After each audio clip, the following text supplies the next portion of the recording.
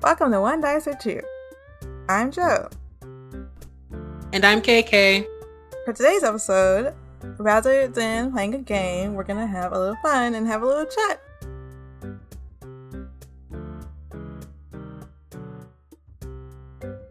Alright, today we're going to be talking about characters. In general, characters that we want to play, or characters that we did play for TTRPGs, but these are mainly like D&D characters at this point. I think some of these, maybe one of these, I may have played another game, but I think these are all mostly D&D characters. So D&D characters that we played, and then we'll delve into it. Do you want me to read all of these things, or do you want to just talk about it as we go? What do you think? I think it's fine if we just talk about it as we go. Okay. I just wanted to see what you wanted to do. Where do you want to start?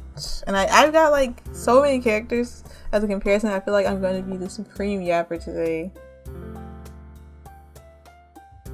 Yeah, I think starting, like, I felt like the order was good. Like, okay, we talk about characters we played, then want to play, and then stuff like that. So I think it's a good order. So I was thinking when I was looking over it earlier. Okay. I just wanted to check because, maybe you wanted to change it up or anything. Okay, well, we can start at the top then with the characters who we have played before. And actually, as I think about it, I probably should have wrote down their classes. But that's okay. I'm sure it'll all come back to me. Would you like to start? Sure, I can start. Let's see. I started playing D&D in high school with D&D 3.5, but I don't actually remember any of the characters. That's so cool, though. You started in the past, bro. Yeah, I thought that was the current version of D&D. I didn't know there was like a D&D 5e at that point, because those guys were playing 3.5, which I think was just the preference of the teachers who were running the club. Okay, that makes sense. I mean, what year were we in high school, right? Let's not tell everybody that, I guess. I mean, it was like in 2014, so 5e was definitely already out. Oh, okay. I just didn't know that until like later, because after that I didn't play because people kept being like, let's play D&D, and then I'd be like, cool, and then I'd get an idea for a character, and then like they would never actually run the game. So then I was like, okay, that's fine. I do have a couple concepts for wanna play from that time, but as for the characters I did play, I played a cleric that was actually someone else's character, because when I joined the club, that person was leaving. Well, they brought me into the club specifically. They brought me into the club specifically because someone was like, I can't play anymore. So they were like, do you want to play D&D? And I was like, I guess. But I didn't know it was a tabletop game. They were always talking about it, and I just thought it was a video game of some sort. So I was like, I guess we're gonna play a video game. Whoa. And so I was playing a neutral cleric, and I had a lot of fun. I was doing a lot of strategizing as we had like fights coming up and stuff. So I did well on that front. And then so cool. They decided to have a second day for the club because it was on like Wednesdays. And then they were like, we'll do one on Thursdays too. So then we got to make our own characters for that one. And I made a ranger, and she was a catfolk, not a tabaxi. It was like a different thing. Ranger catfolk, and we got jumped by like a dragon, like in a couple sessions in. I'm pretty sure everybody died but me because I ran. But I was only after everybody was already down, and at first I was gonna try to fight the dragon, but then I was like, actually, since everybody's down, I can fight the dragon. So I think it was maybe me and one other player who were left, and we were just like, I guess we got to like disengage from this fight. Oh my gosh.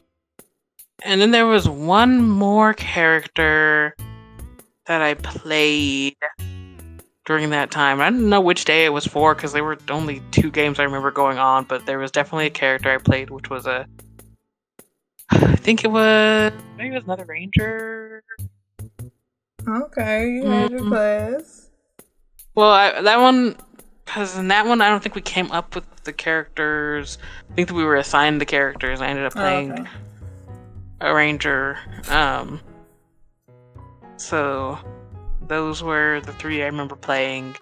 I do not know what their names were because I only created one of them. Actually, I remember the name of the catfolk, and her name was like Selena. I think it was Selena Kyle, which was a Catwoman joke, but I didn't know Catwoman. I didn't know Catwoman at the time. Teachers were like, "Oh, you should name her this," and I was like, "Okay." I didn't know it was a Catwoman joke. So, like, yeah. But yeah, that was my D&D experience. That was like my last year of high school. Also, I wasn't really supposed to be in D&D club. I was supposed to go home after school. So, what? How'd you manage to stay after school then? By not saying that I was staying after school for the most part, because if I got home, because my mom worked until like 6. And I just had to be home before my sisters because they were in middle school. They got out later than me. They knew I was in the D&D club, but I had to be there to open the door for them because I had the house key. So a lot of the time, I was just able to get a ride with one of the other people in the club because she lived in the same neighborhood as me. Now wait, how late was school getting out? Hold on a second. School got out like 2 or 3 o'clock. Yeah, and I got out at 2 at high school, and then my sisters got out at 3 because they were in middle school. Okay. I was like, I thought you were saying they got out at 5. I was like, whoa. No, they got out like at 3, and I just had to be home before they got home to open the door for them. Okay, that makes sense. Wow. Yeah, but so when I could, I would go to the club to play. But that wasn't. I don't think it was every day. I don't remember going there that many times. But those are my characters I played during that time, and then origin story, bro. Yeah, and then after that, because no one else was actually running any games, I eventually started listening to D&D podcasts up until I started playing again at work a few years ago. I can't remember what year it was, but I just know it was before COVID, pre-COVID. Yeah. It was like summer, so we didn't have like a lot of students coming in, and they were talking about D&D, and I was like, how do you guys even find people to play D&D with? Because the question to this day. Played. Yeah, and then they were like, oh, we can just play here, and I was like, okay, I'm fine with that. So so the characters I played with my coworkers, oh shoot, I actually did forget a couple of them now that I think about it. Look, you can one shot. Awesome. Yeah, let me see if I can remember the name. Okay, let me put them in here. Okay, so started with Savvy, who is a tiefling. Oh, we started playing 5e at work, which was the first time I played 5e, and I realized that my podcast I listened to were also playing 5e. I was like, oh, that's I guess that's different than the D&D I played. But first was different too. Yeah, it is. Which explains it, because when they're actual play, but they don't they're not going over the rules in detail when you're like listening to them play. But it is like different with like the character creation and everything, which I guess I'll talk about a little bit later. But so the character I made for work first was Savvy, who is a tiefling sorcerer, and she was a researcher, and she was fun to play. She was just always excited to learn about like other people, because her whole deal was like learning about all the different beings and cultures to try to like stop conflict around the world, like I don't know how she was gonna do that in the long run, but that was her thing. And she was a tiefling, but she grew up in a human village. But she was also raised by like the only dragonborn in the village, who was her dad, who was the librarian. She has like a classic D&D story. Yeah, she was like adopted by the librarian because she was left on the doorstep or something like that. We love a doorstep story, honestly. Yeah, so that's why she's such a nerd. And then the fun thing about her is that at the end of every session, I would write a letter to her dad, which was like a summary of what happened in the session. So I have still like logs of like what happened during the game. Aww. So that was fun. We never actually finished it.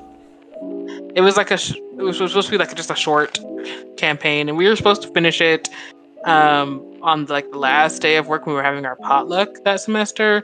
But then we ended up doing potluck things and singing karaoke for some reason. The party spirit took over. Yeah. So though I was like excited to finish, we didn't actually finish because we never ended up like actually setting up the game. So we were so close too. I think we had fought the final bosses. We just had to like finish up like the last part where we actually go back to like the people who gave us the quest in the first place.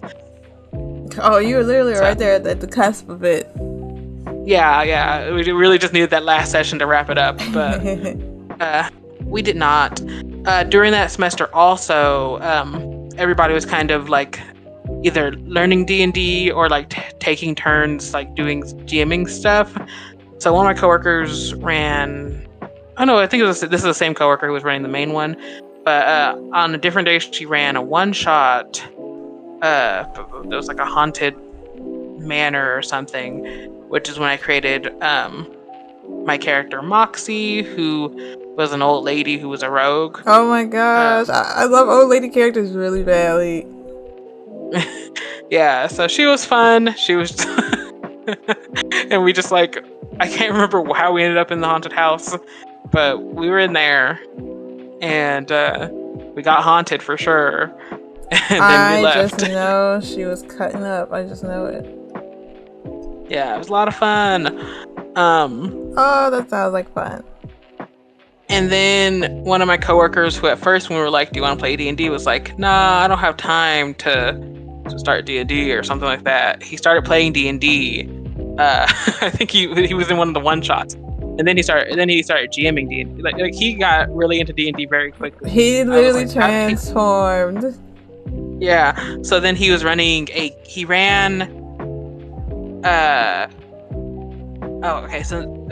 He started running one at his house, but I actually skipped forward because that was Glimmer who I played for that one. But going back, my coworker who has been playing D&D since like the 60s. Oh my god, what the heck? Yeah, she's been playing forever. She's been. We were not even thought of in the 60s. Yeah. She ran a Halloween one shot at her house. And so we went for Halloween to play, and that's when I played my character Giles, who was also a rogue, and she was a tabaxi. So she was a tabaxi. I'm seeing a theme here. I like rogues. You were a cat girl more than once. Oh yeah, I was. Clocking. Yeah, but I kind of wanted to like. Because so when I make characters, sometimes I kind of want to homage old characters. So I think I made a tabaxi because I remember playing a catfolk when I was in high school. So I was like, yeah, I'm gonna do that. So yeah, Giles was a catfolk, and now that I'm thinking about it, it was at that coworker's house, but it was run by the guy who got really into D&D really fast. That's why I got confused. And then he was doing like a longer running campaign that I did create a character for, and her name was Glimmer Starfall. She was an Azamar paladin, I think. Ooh, that's really cool. Yeah, and I had like a lot of ideas for her, but unfortunately around that time is when I got really sick. And was in the hospital by so I think I only ever actually played like one session of that one. So yeah, Glimmer didn't get to be played. And Glimmer then the other faded two, out. yeah, the other two from work campaigns. We did a West Marches campaign where we had at least 3 or 4 of us GMing, and I was gonna GM one. I did start one, but I never got to actually run it for long. Was that around the time my time I was getting sick? I don't remember. What was yours? Not to interrupt, but do you remember what yours was going to be? Yeah, because it was West Marches, so I had them create their characters, and it was on the weekend, so there was only 2/3 kind of players. I think I shouldn't have invited the third person. I think that killed the vibe. But basically, one of them ran a bar in town, and the other one was like her friend. And so I thought she was like, I'm gonna go on a journey to like she was gonna visit her friend or something, or family member. And so I was just gonna have like, as they were traveling, them run into like a quest where there was like some kind of like evil wizard or something. I don't remember the whole thing because I was like playing it out, but they were just gonna like run into like adventure as she was like traveling to get to that certain place. But the fun part about the West Marches was we just kind of got to create like things that were already out in the world and then come across them, and then like that is the best part about a West March. Yeah, everybody left. There was like 3 different parties, and they all went like different directions when they left. So like they didn't cross at all, but they were like all having like 3 very different like vibes of adventure. So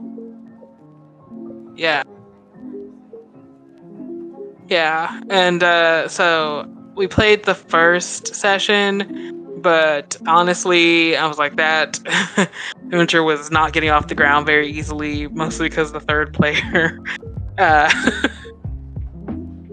it would have been just the 2, I think we would have had like a easier time actually getting the adventure started. But yeah, I guess I won't get into that story. Maybe another time. We could do a GMing episode. I don't know.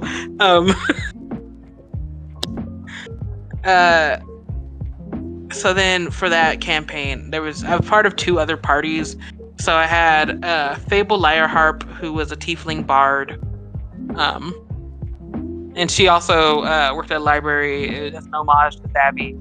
So those characters are homaging, but her goal was actually to keep the library open because there's like an old library, so she's hoping to find like exciting stories on her adventures, so that she could like draw more people into like the business and whatnot. And so she was fun. And then Leah was my half-elf paladin who had a temper. I really liked her. She's always angry. Okay, you was getting a little spicy. Yeah. And so she was fun, but she was a victim of the fact that I can't roll very well. So every time she was trying to do something, I feel like whenever I try to play a paladin, my rolls show so much. No, you gotta like min-max at that point. You should have been stacking it all in your hits. I don't know. You gotta maybe just aim for like a +5 or a +6 to back yourself up at that point. Yeah, maybe one day I will do that. But yeah, her backstory, Leah, was that she used to be a thief, but then she got caught by like the rich person who was trying to just that she was trying to steal from, but they were like a worshiper of Ilmater, so they were just like Ilmater. Yeah, so basically they were like, I'll forgive you, but you have to like serve the church or something like that. I don't remember the whole story, but That's so fun. so yeah, she was a paladin of Ilmater and was like working to like redemption for her past life as a thief, basically. That's so cool though. I don't think I've heard of another paladin of Ilmater before. I mean, granted, I don't think I play games with a lot of paladins in general, so that's pretty exciting to hear about. Yeah. So that's why it was really funny when like Ilmater showed up in the campaign that I played with you guys. I bet it was funny. I don't think Ilmater is a fun concept personally. I thought I would just drag it a bit. Yeah, I don't know a lot about the different gods in D&D, so whenever I'm making a cleric or paladin, I'm just like, let me just look for one that looks like they'd fit this character, and then and then I find one. Yeah, I do not remember who Glimmer's patron was, though. I mean, yeah, I don't remember. It could have been like Saloon. I always pronounce everything wrong. Or Lathander. Those are usually the popular ones. Or Tyr is popular. Yeah, I don't know any popular ones. I probably just was like looking like down a tried to help. So I don't remember. Yeah, but if it comes to me, I will mention it. But I don't remember who Glimmer was. Under. I think that's everyone. Savvy, Moxie, Giles, Glimmer. I did create Elodie, who I'll mention later during this time, but like I didn't actually play her. We did play a one shot. Yeah, we played a one shot with her, which was my first time actually playing her. I actually played her at work, but it was more like one of the GMs was like, I'm coming up with a final boss fight for my players. Can you guys help me test it out? Just create some characters. Yeah. So I just created her for that test, which we were losing that fight, by the way. And then work ended. So that's usually how the test fights go. And then the GM was like, oh shoot. And then they fix it, patch it. Yeah. And so that's when I created Elodie, but I'll talk about her and characters want to play. I did play her in that one shot with you that time, so she does exist technically. Yes. I remember you were trying to play either Elodie or Savvy for the train mystery game, but the schedule didn't align. Yeah, it was definitely Elodie, I think, because I think at that time I was still playing Savvy at work, but Elodie I had created and wanted to play more. Yeah. Okay. I think Elodie would have been a fun addition to the table, just to be clear. It's just such a shame, but yeah. Yeah. Unfortunately, I was working. You know what? And get money. And I'm sure the me back then was also like, get money. And I support having to just do what you gotta do. Mm-hmm.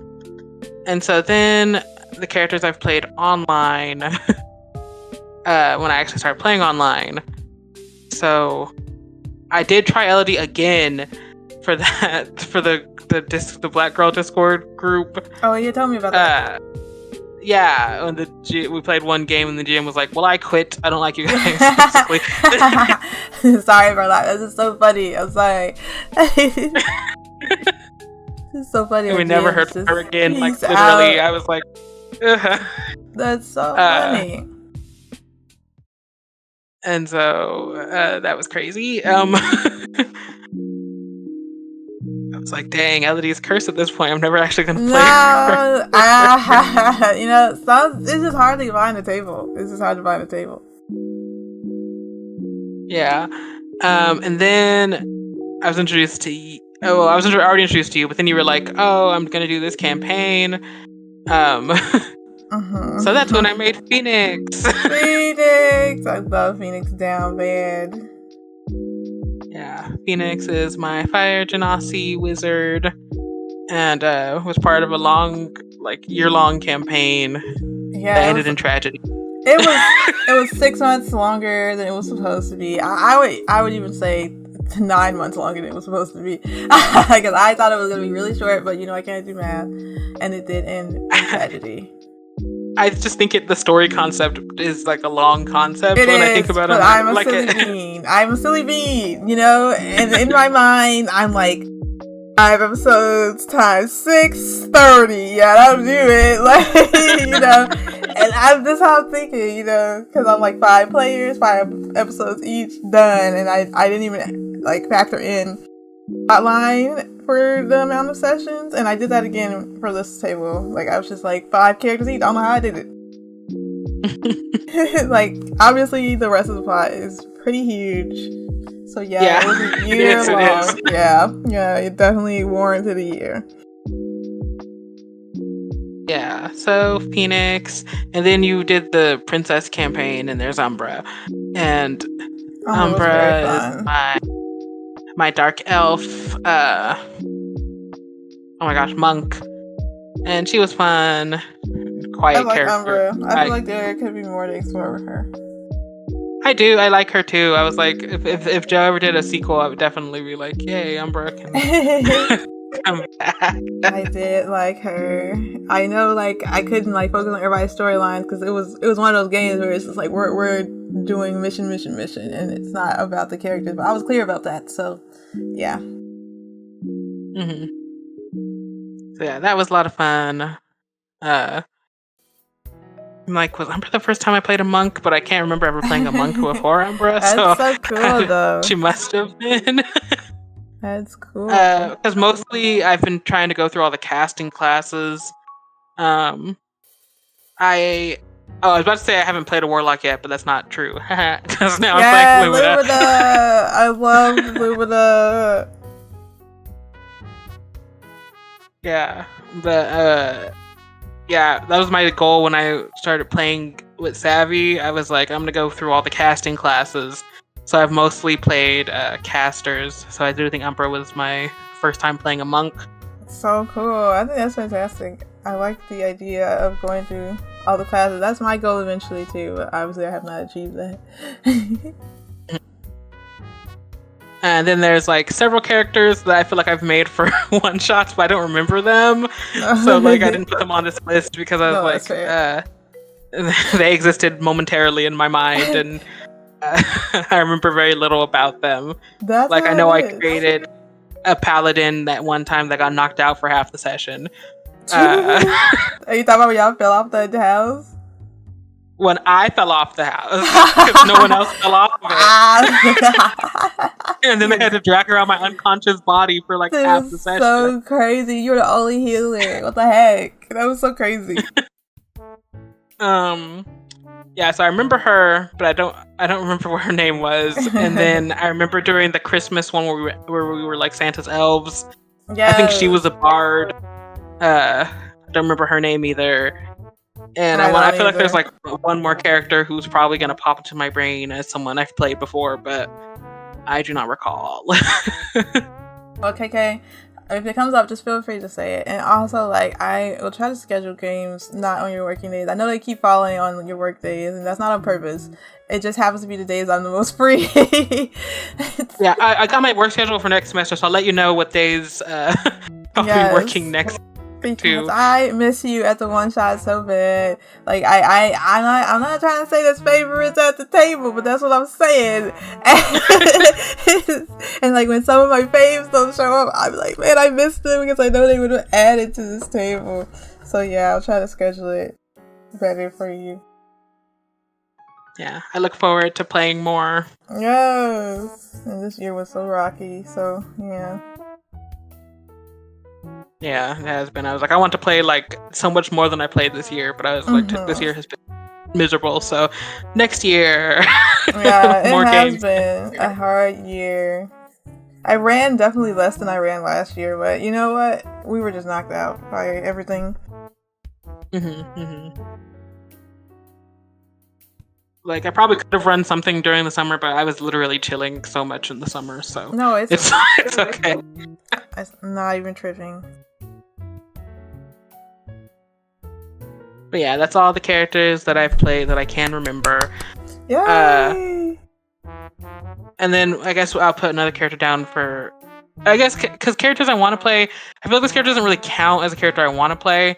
But in relation to Savvy, when we were playing, our GM was like, "You guys could die, so if you guys want to have a backup character, go and make one." So I was like, "It'd be really cool if Savvy died, then I get to play her Dragonborn father." And so I had that idea. So it's so funny. You're like, it'd be so cool if she died. Like, that's crazy. Well, like, it's just like, if she died, it'd be cool to play her father. But I don't remember if I ever even, I don't think I ever made the sheet fully or gave him a class. I was just like playing around with the idea in my head because I was like, I like the idea of having a backup character who is somehow linked to the other character somehow. But yeah, so I'll mention him even though I don't think he's on any list, but there was an idea. I also like backup characters, just so you know. I just thought the way you phrased it was funny. If this guy dies, because I know my character, and I was like, if something happens to him, I have this backup character that's gonna do this. So yeah, I get it.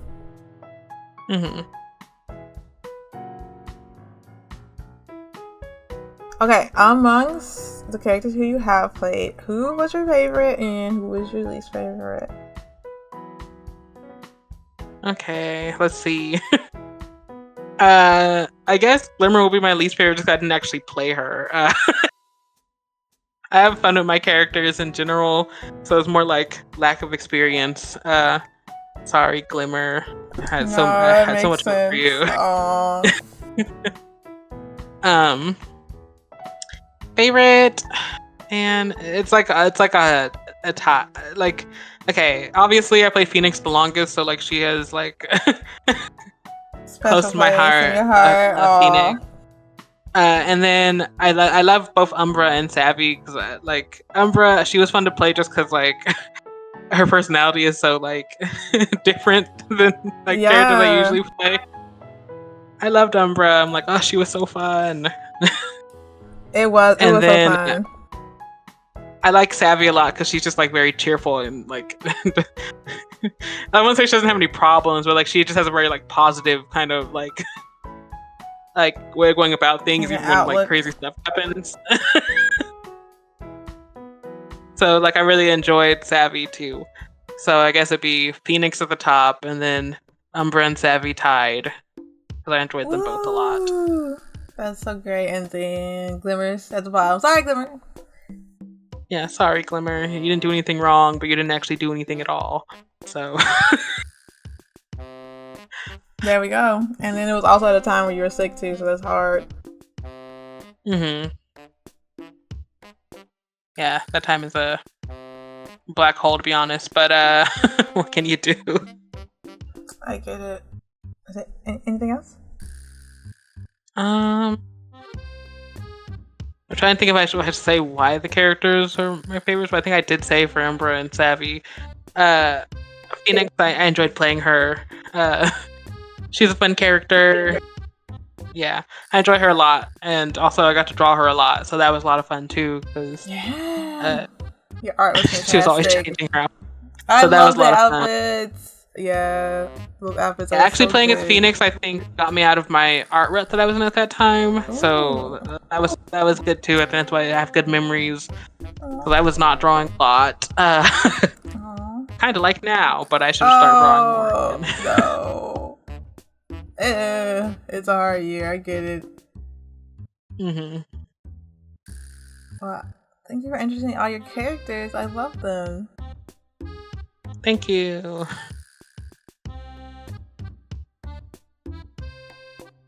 Yeah, I like one-shot characters because you get to just play with the concept, and so that's my favorite part. That's why I love one-shots. Because I feel like you can play. I feel like you can just play any character you think of, and you could try them out. It's kind of like a trial run. Like, would I enjoy playing this character? Which is why I feel like one-shots should happen before a campaign. Because like, what if you get stuck with this character you don't like? That's what I think about all the time. That's a horror story. Yeah, and then like I usually create characters to whatever I'm playing. So like then I can think of like my pool of characters I've played before and be like, should I make a character like that? Should I make a character it was based on this character. Oh, that's So that's really how cool. I do it. I like that. The way you think about that. So I do not think that way when I'm making the character for the table. I'm like, what could fit at this table? That's like my main thought. I don't even think about my other characters unless I'm like, oh, I'm definitely not gonna do that again. I don't usually try to like take from the other character, so I find that interesting. Yeah, that's just, I don't know. I feel like I could draw like a almost like a family tree of characters. To be honest, I think it's impressive. I like. Thank you. Yeah, that's just that's just how I think. I don't know. Yeah. But yeah, we can talk about your characters you've played now. Whoa, it's such a long list.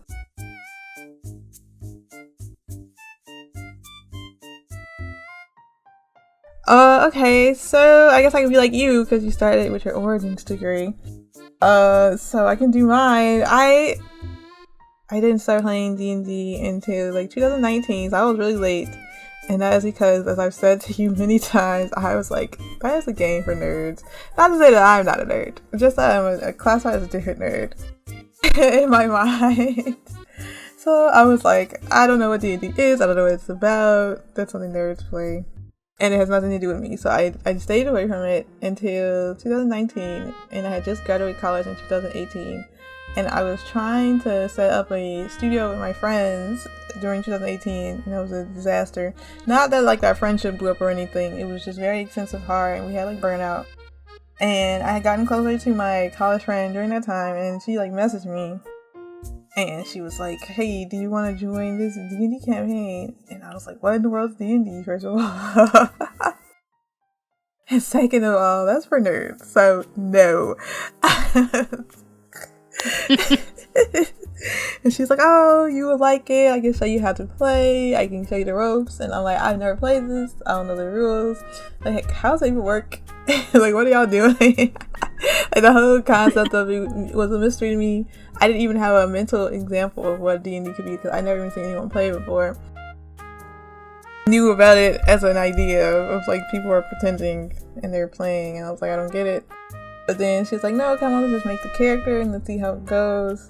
And then I was like, okay, because you're my friend and I'll try it. And also, like, at least if something goes wrong, I know like my friend is here. That was the main thing to convince me. And then she took me to this HTML website. It was so old, you could tell it was like made in like the 90s or something.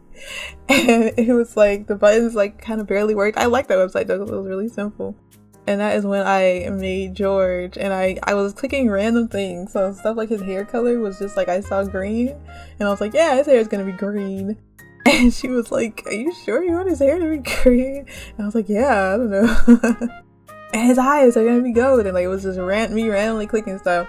And then she was like, what class do you want to be? And I was like, I don't know what these are.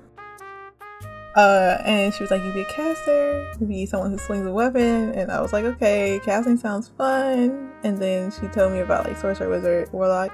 And then when she told me about warlocks, and she was like, oh, you have a demon pack, and she knew me. And I like demons. And I was like, what are we talking about here? And I went down this like rabbit hole of like all the demons in D&D, which is why I know a lot about them. I knew more about them in 2021 than now. Like, my brain's fried by now. But at the time, I was like, oh, okay. And then I found Grotz, the demon, and I was like, okay, this demon is debaucherous. I want him.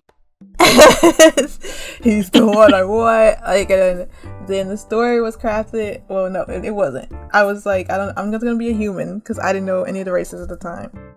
And she was like, you just change it later if you want to. And I was like, okay. And then I was choosing the casting weapon, and I saw the website had like a trumpet on there, and I was like, I want the trumpet. Like, everything was just like whatever I was seeing. And then she was like, oh, you gotta like just take this like crossbow expertise because I think you're gonna need it, and you're new and I don't want you to like get killed as a warlock. I was like, that's fine. And yeah, that was the beginning. That's how George was made, the Fiend Warlock, and he like super developed from there. And we played from like 2019 to like 2022, which is a long time. Yeah, it's a long time. I was like, that's so long. I've never played a game that long. Yeah, we played for a long time. I had a lot of fun. Everything was a new experience to me. I actually started off by not talking at all because I was very shy. I'm still a shy person, but I was like super shy. Like I only typed every one of my lines. I barely said hello to the teammates when I would log on. And I remember they'd be like, "Oh, it's okay. You can just speak, give it your best." And I was like, "Oh, I have a girly voice." And George is supposed to be really like a masculine voice. And they were like, "It's okay. We're just pretending." So I really learned a lot there and helped me break out of my shell, which was really great. And when I was naming him, when she was like, "What are you gonna name him?" I was like, "I don't know, I just want a really basic name." And that's how I was like, "I want George." But then I was like, what if I just spelled it absurdly? And then I spelled it when I sent it to her. She was like, "That's what you're gonna call him?" I was like, "Yes, his name is George." And I love him so bad. That's my boy. He's my favorite probably just because he's my boy. It was hard to play him though because I was new to D&D and I didn't know people who had like such a super hate for demons and demon worshippers and warlocks. I didn't know. I walked into that without knowing. And even though George is not inherently evil, just by him being a demon worshiper, they turned against him like from the beginning, like from the first session, which was very interesting, very experience. Mm-hmm. So that's why whenever like we have players and I'm like, you don't want the table to turn against you, and I know what it's like for the table to be against you. Like I had a long experience of that, and like it was definitely something, but I feel like I had more fun than I did not. But then COVID happened, and then I actually got sick in 2020. I was in the hospital in 2020, and I would play during downtime before bed, but I had to leave early all the time. So somehow I managed to stay in the campaign despite the fact I was in the hospital for like 3 months.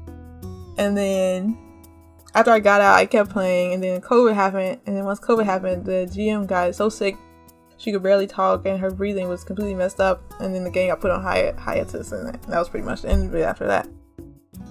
What if in the future she was like, "You guys want to continue the game?"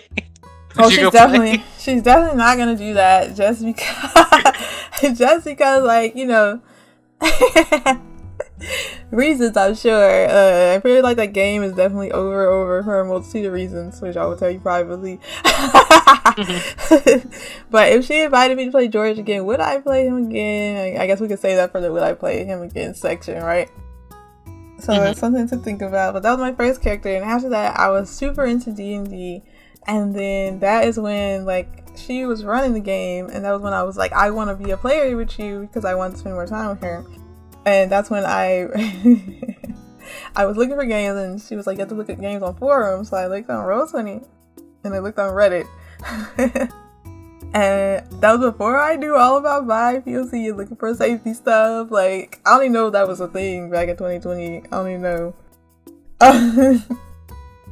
Do you know? Probably not, right? Oh no, because I had no idea how to find games at all. Oh, there we go. Because I started in my school's D&D club, and then the only people I knew who played were people who were in the club, and they didn't run any games. So that was it for me. I was I was not like a very like deeply internet person, even growing up. I don't know how to do a lot of like stuff on the internet. I just like am on it. Okay, that makes sense. Yeah, versus like being like super on. That makes sense. Yeah, I did go and brave the forums, which was very hard because people are hard to talk to. And I found this one game. It was either on Reddit or Roll20. I can't remember because I was looking between them two. And it sounded so fantastic. I was so intrigued. I'm actually really into intrigue and mystery, despite the fact that I don't like talk about it that much. But I was really interested in it, and that was when I was like, I want to play like this prince who lost his throne, because I'm like, I'm really into people who are having a fall. I'm like, oh no, that's gonna like come back up at like the archetypes we fall into playing. But I was like, I want to play a fallen prince, and the idea of him was that like he was next in line, like he was his grandfather's favorite. His grandfather was the king, and his grandfather skipped his dad to choose him to be the king, so that was a setup. And you can imagine his dad was pissed off.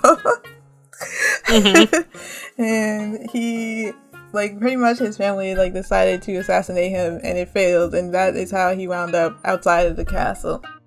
And I was like, I really want to play a hidden prince, and my idea was that he ran away from his home, like, super far away. And he joins this, like, gang of, like, thieves or something, I don't know. And, like, he joins them, and then eventually they find out that he is the prince, and that he, like, lived somehow. And then he runs away from them, and then that's how his adventure starts. Pretty much, like, he's on the run twice. You know, first he's supposed to be dead. Now, like, this random group of thieves knows that he's alive, and, like, he knows that Ransom could be crazy, so his adventure starts, like, there. That's what his character was. And when I made him, it was after George, and I was like, I don't want to be a caster, and, you know, Warlock's, you get, like, 2 spells. And even though Warlock's my favorite class next to Druid, I was like, I want to be able to fight. So I made him to be a fighter. And then I got to the table, and the GM was like, no, we have a fighter. I want you to be a rogue. And I was like, oh, I don't want to be a rogue. I would like to be a fighter, please. And they were like, nope. And so that's how he became a rogue. I was very angry about it, but I was just like, whatever. This is how it works, I guess. So he was a rogue, and I did my best to play with him. I had a lot of fun playing with him, to be honest. And then that table, you know, anyway. And that what was Dab. The name of this character? His name was Dab. It actually stood for a dumbass leaf blower.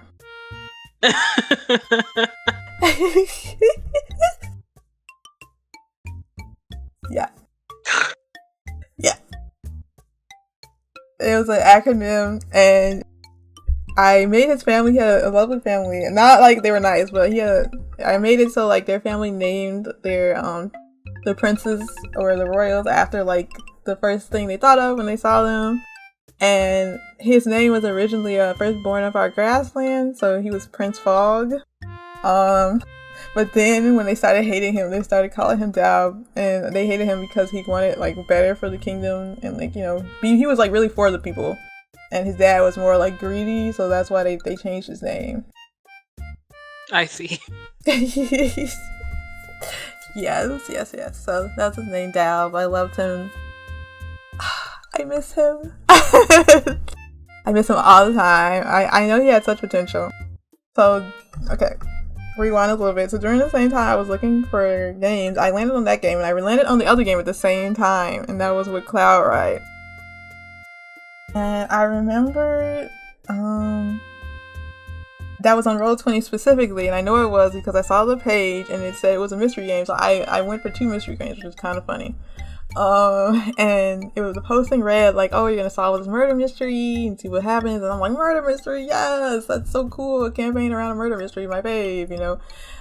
So I applied to that, and then I got in, and then once I got in, I was like, oh yeah, I don't know how to make characters. It occurred to me in that moment, like, I am not a character builder, and I've used all my ideas already on George and Dab. So then I was like, I don't have any ideas. I want to work with what the GM has for the story. So I tried to reach out to the GM, and the GM was just like, figure something out. And I was like, okay.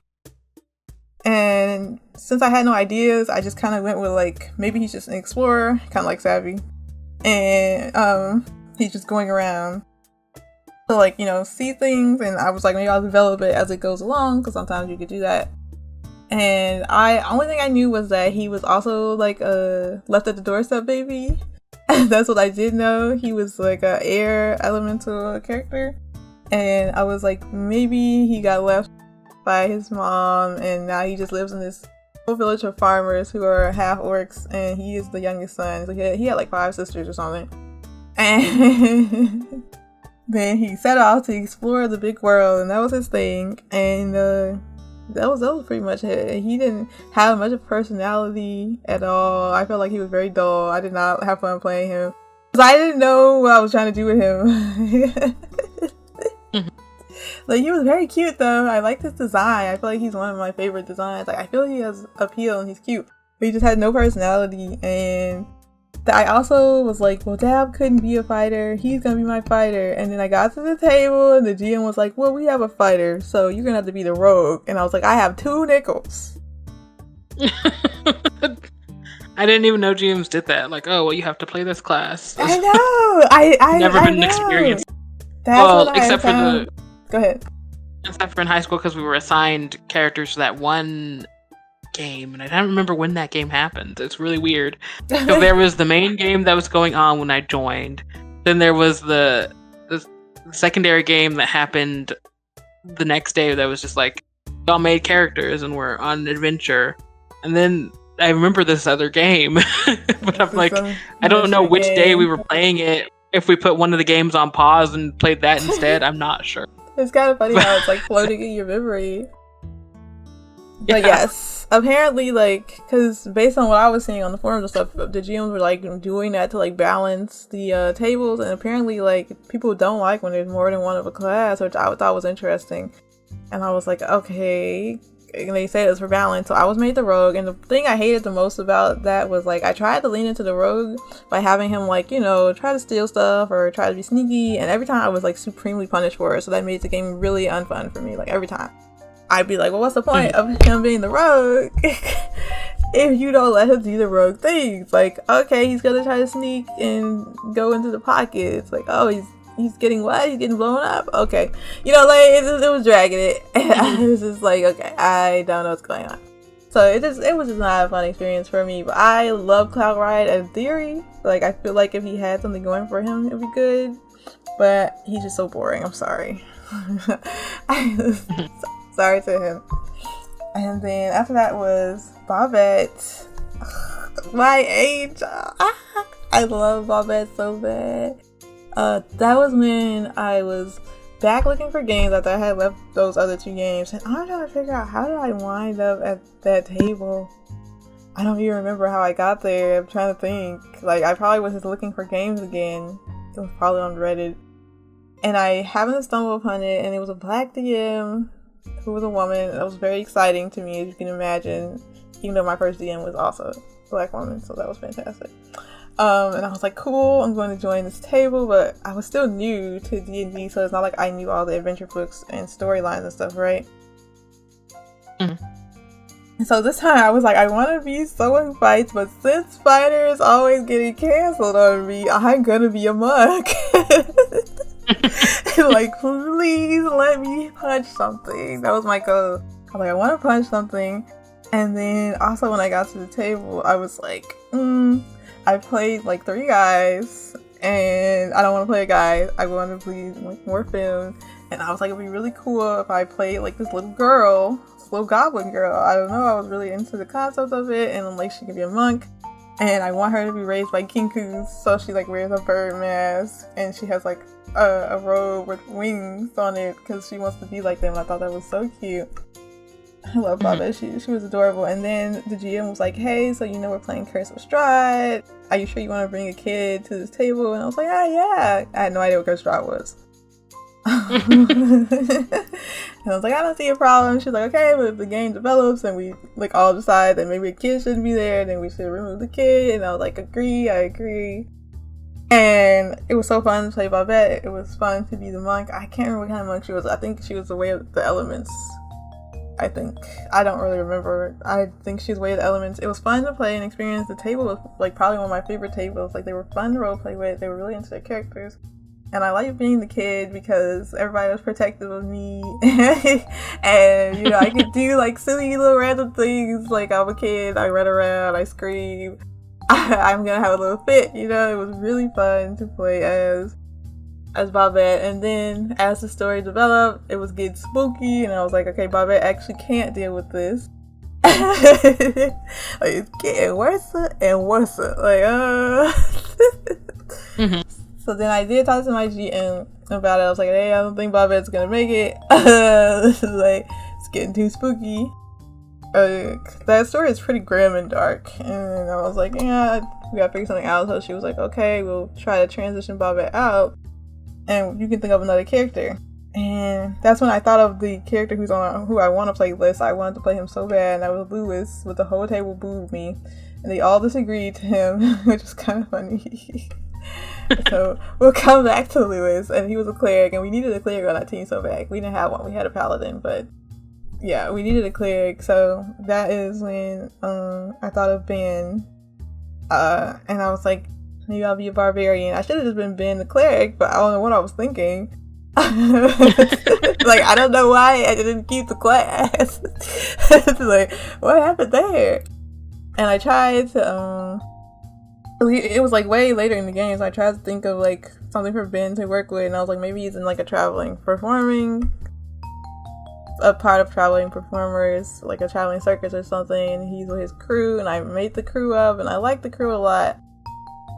But I was like, I really can't connect to Ben, and that was the struggle, even though he was totally like a big friendly guy, and his rage was disappointment, which I thought was fun. But the problem was he was just not fun for me to play. Like, he didn't really like meld with the group as well because he was so peaceful. It's like I went from like the chaos of an 8-year-old to like a 35-year-old man at peace with his life and trying to find his lovers, you know. The dynamic just didn't work, you know. It just like shifted everything. But he was really like, I wouldn't say outcast because it's not like they ignored him. It was just like awkward. So yeah, it was hard to play him, and I was like, I'm not vibing, but I'm doing my best. And the game was also like slowing down at that point, because that was when we actually played that during the most of the COVID shutdown. So as the precautions were lifting up, people's schedules were changing, so you can see how that was going. So it was starting to dissolve a bit, and before that happened, the GM was like, hey guys, we're entering into this part of Curse of Strahd. I don't know spoilers or not, because I don't know the book. I've never read the Curse of Strahd book, and I don't know if it was homebrewed, if that's just a part of it. But spoilers, she said we're all gonna play a one shot where we go in the past and see what happens, and that way you guys understand what happens going forward. And of course, everybody at the table was thrilled. It was exciting, and that's how I made Lee Holly, who you see on the list. Like after she's on here. Lee Holly was underneath. I see. Yeah, was in the same world as Ben, but in the past, and it was either a sorcerer or a wizard. I can't remember which right now, to be honest. But she was like a rich girl, and she was a changeling, but she was like transformed herself to be different, to look like her parents more. And her whole thing was she was actually, maybe this is a part of the story, maybe this is spoilers, she was supposed to be getting married to like one of the important like NPCs or something, and apparently at the party, that's where like Strahd first struck and like blew up the whole town. So our job was to try to stop that from happening, pretty much. And one of the players was playing a traitor, and I knew who the traitor was, but I was too busy trying to like keep up face to actually stop what was happening, which was actually really fun to play and interesting. And like kind of left me thinking like I probably should have did more, but like as Lee Holly trying to keep up face and trying to marry into this rich family to better her family, you know, it's like she was making a hard decision and she like made the wrong ones, you know. So that was like, it was kind of fun to play, but also we lost. And it was just like hey, hearing everybody get described just dying was kind of crazy. And I was like, dang. It was definitely an experience. I wouldn't say a bad one. I remember being like, wow, and we're supposed to go back to the main game. We just never did. Or no, that's not true. We did, but I felt really sick, and maybe it was COVID, or maybe it was like just like whatever was going on. I was too sick to play for a while, so whenever I came back to the sessions, I was missing what was happening. So not only was I playing Ben, who was new, but I also didn't know what was going on, so it made it worse, as you can imagine. And then eventually the sessions just stopped altogether, and that was at the end. What an adventure. Sounds like it. Sometime during that end of the game break, it was on hiatus, by the way, which is basically the game over in layman's term for D&D. Sometime during that hiatus, one of the other players was like, I'm gonna run a one shot, who wants to play? And me and these two other players from the table were like, we'll play. And that was when I played Pickle Juice. I wanted to play like a bird, and I wanted to be really tiny, kind of probably channeling Bobette again, but Pickle Juice is not like Bobette at all, so I guess not. Just the idea of being tiny And Pickle Juice was just like a little bird, and I sat on the shoulder of like the rogue or the fighter, I can't remember. And Pickle Juice had a gun, and that was my favorite part. So imagine like this circle owl sitting on your shoulder with a gun, and I remember we played it, and I don't know if we won or not. And I just remember being like, that was really fun, and I drew a picture of the team together. It was really fun to play together. And that was Pickle Juice. But Pickle Juice actually comes back later, so we'll come back to Pickle Juice. And after I played Pickle Juice, even though this is not in order, after I played Pickle Juice, one of the other players at the table was like, I want to try out my dungeon, because I'm a GM, so it was one of those test games.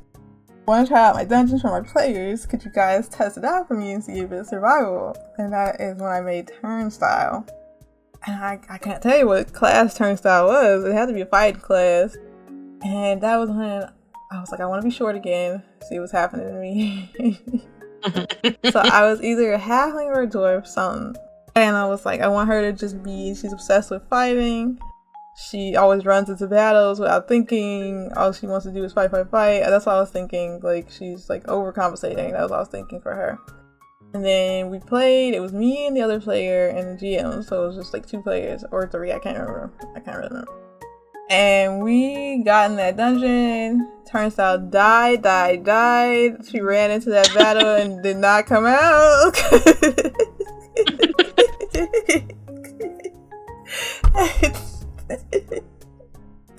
I was like, wowee. Like, that monster tore and shred. Like,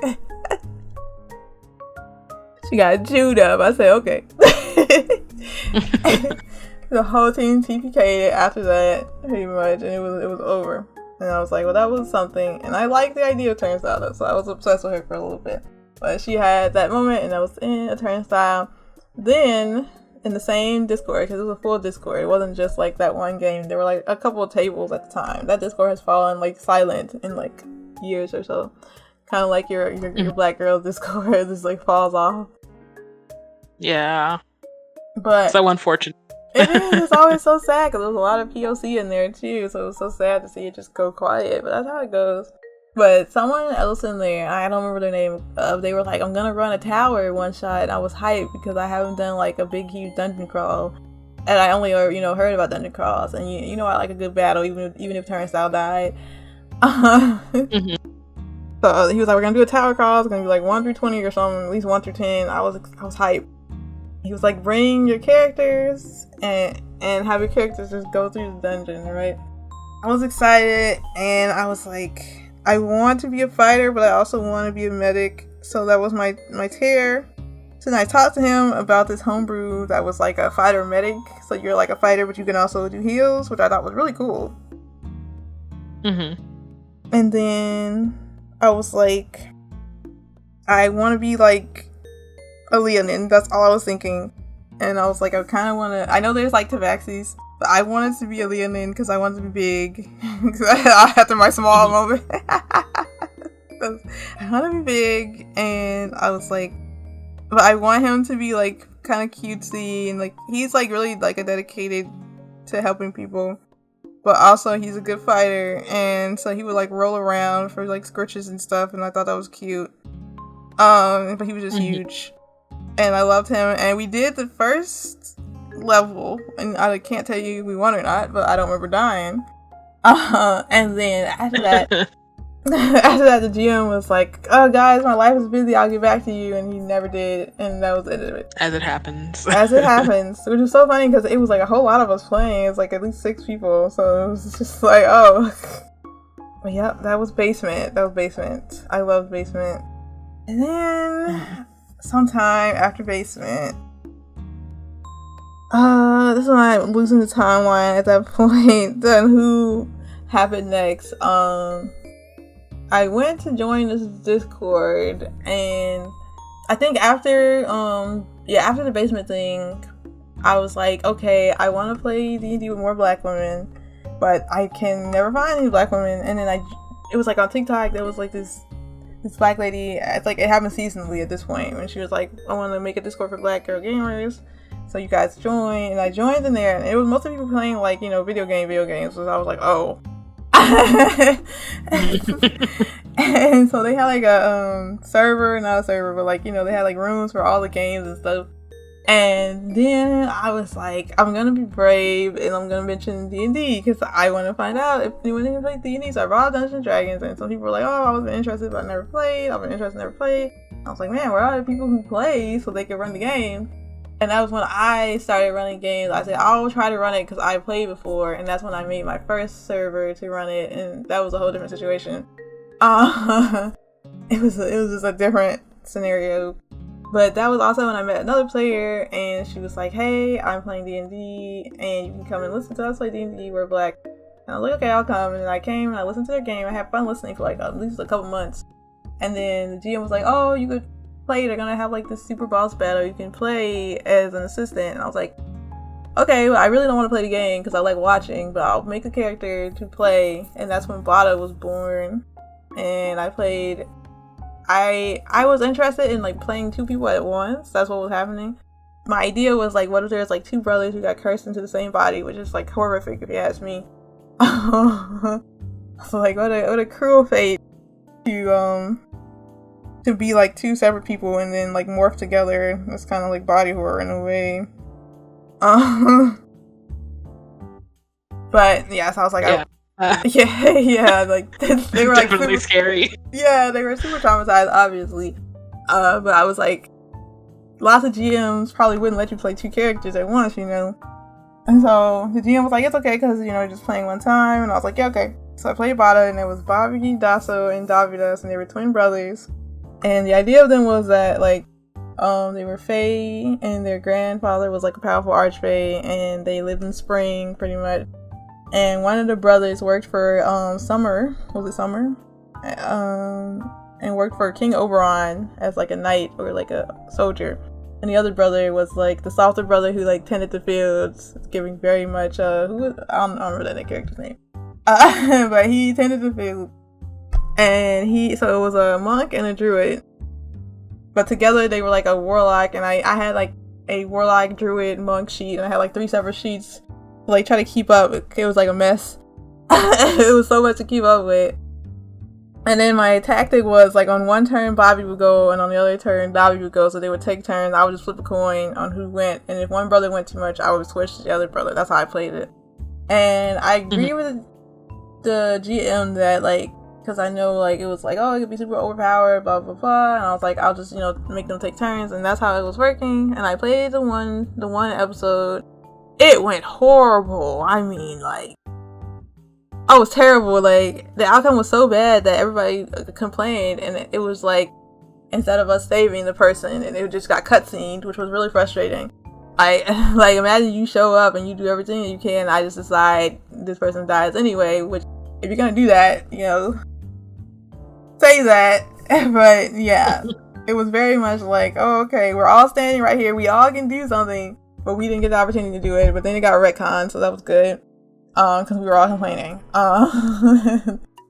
And then I was like, hey, thanks for letting me play you guys. And I sat in the back for like a couple more weeks. And they were like, oh, we really like when you play with them. You bring them back. And I was like, well, their story's not super developed. But okay. And then I brought Bobby and Dobby back. And then, of course, their goal was to get back to the Feywilds and end their curse. And my idea for their story was for their brotherhood to be mended, because they the reason they were cursed was because they weren't agreeing with each other. So I wanted it to be mended and like a pathway for the brothers to make up with each other, but that didn't happen. And like they wound up straying farther away as the game continued, which I thought was really heartbreaking. But I wasn't the GM, and like you're not giving them the chance to bond. You're like more breaking them apart, which was really sad. But anyway, I played with them for a while, and then eventually I left the table because it turned out it was a homophobic place, and I was like, I'm out. So that was the twins. I love the twins down bad. I do. But I was like, I am not gonna be at the table if I'm gonna be treated bad, and I left, period. Trying to think of the timeline again. I don't really remember the timeline. So it was either after that or somewhere in the middle of that. At some point between 2020 and 2022, I was playing like 4 or 5 times a week, as you remember. I don't know how I did it. The me of today could never accomplish that. So I was in a lot of games. I was having my experience, probably like your coworker, like it just took over, right? Mm-hmm. So at some point, I know it was on Reddit again because I remember seeing this woman say, "Hey, I'm gonna run a game. It's gonna be whatever. Come and play." And usually I never go for those. I never do. But just in that moment, I was like, "Oh, it's a lady." It's just one of those times. I was like, oh, okay, I'll see what she's talking about, and then maybe I'll play, and if not, I won't. And then I joined her table. And she was like, I guess we'll do like something like the world is ended and then you guys get sent back in time to stop the world from ending. And I'm like, okay, that's pretty cool, So I was hype about that. But then I came upon that moment again where I was like, I don't know how to make characters. I never have ideas for characters. I don't know. And I talked to Jim about that and I was like, I'm sorry, I just realized again that I'm not a character creator. And she was really nice. She was like, hey, just think of something and I'll work it into the story. And I was like, it's probably gonna be really simple and not like huge, like a huge storyline. And she was like, that's okay. So then I was like, okay, I'm gonna be a druid. I love being a druid. Dobby was a druid. And I was like, I'll be a druid. And what if I'm a sheepfolk? But of course, sheepfolk weren't like a thing at the time. And so I chose a shifter as a class. And I talked to the GM about like reworking it, repainting it to be more sheep based. And I was like, I want him to just be a shepherd, and he loves his sheep more than anything, and he will do anything to protect his sheep and his flock. And she was like, that's cool. And I gave him which class is that druid? I can't remember which druid class it is. Or the one that's like the shepherd one, like sheepish. I don't remember. Yeah, the shepherd one. I was just looking at the druid classes the other day. Yeah, the shepherd one. I did give him that one, and then I was like, let's reclass it, because like I don't want to do like totems, because I'm not like an indigenous person, like I'm not a Native American, so I would like to reclass it fully to just be sheep based. So she was like, yeah, that's great, do that. So everything became like sheep based, which was really nice. And then Shep was born, and his name was Shepherd Mumab, so his name was Mumab, but I said to call him Shep or Shepherd. And then I joined the team, and we didn't play for that long. I don't remember playing a long time. I remember the first episode was really fun, and we actually almost won, so the bad thing almost didn't happen, which was very funny. And GM was like, phew, good thing you guys tripped up at the end. I was like, dang, that's so funny. And we played for a little while, and so some of the players fell off. And I remember I was bonding with this one player so our stories could interact, because they were both travelers, so they were supposed to meet on the road and like kind of become friends, but they fell off the game. And then somebody else fell off the game because they were like, what if we enslaved this goblin? I was like, why are we talking about slavery at this table? And then they never came back to the table after that, which was funny to me. Like, what the heck? And I was the only black person, so I wasn't about to let that slide. Not on my watch. Like, whoa. And then we played for a while, and slowly the table dissolved to like 3 of us. I think it was like 6 of us at first, and it dissolved to 3 of us. And then GM was like, well, I'm not running this anymore. And I was like, oh, okay. So the whole game was canceled, and that was that. And then, like, sometime later, like, it was a while later, too, she messaged me and was like, hey, I'm gonna run another game. And I was like, oh, okay. And she was like, you wanna play? And I was like, okay, why not? You were cool. And I went to join, and she was like, this game is gonna be Kingdom Hearts. And I was like, oh, wait, I don't know anything about Kingdom Hearts except for what my brother told me. And she was like, it's okay, we'll just fill you in on what you don't know. You need to make a character. So I was like, I can't think of anything. Once more. Kingdom Hearts game sounds like it'd be fun. I should try to run that for my sister one of these. Yeah, I actually had a lot of fun despite not knowing what was going on for the most part. I didn't know who a lot of the characters were. Obviously, I know who Disney characters are, but I'm lost on like the storyline. But anyway, I was like, I can't think of anything. And I turned around and I saw Pickle Juice in the distance. And I was like, oh shoot, I could be Pickle Juice again. So I picked Pickle Juice back up out of the pile, and I was like, I'm gonna be Pickle Juice. So I'm gonna be a cleric. I still wanted him to have a gun, but he got the Keyblade instead, which was pretty cool. And he would just heal. He was so tiny. And this time, because when I first played Pickle Juice, he was like older, like an adult. This Pickle Juice was like 5 or 6 or something, which was kind of funny. Like I'm back at the museum again. I'm a kid again, like Bobette. And it was fun to play as Pickle Juice, and I did a lot of good healing in that game. I will say I had a lot of fun playing as Pickle Juice. I like the characters, and of course, being a kid, everybody protects you, which is always fun. And then the racism, and I was like, I'm out. I'm not sticking around for that. And that was the end of Pickle Juice Part 2. So Pickle Juice was reprised twice, which was very fun, actually. And I do like Pickle Juice, but I'm like, wow, Pickle Juice, sorry, babe. Looks like you're out of the game. A little round bird. He's so cute.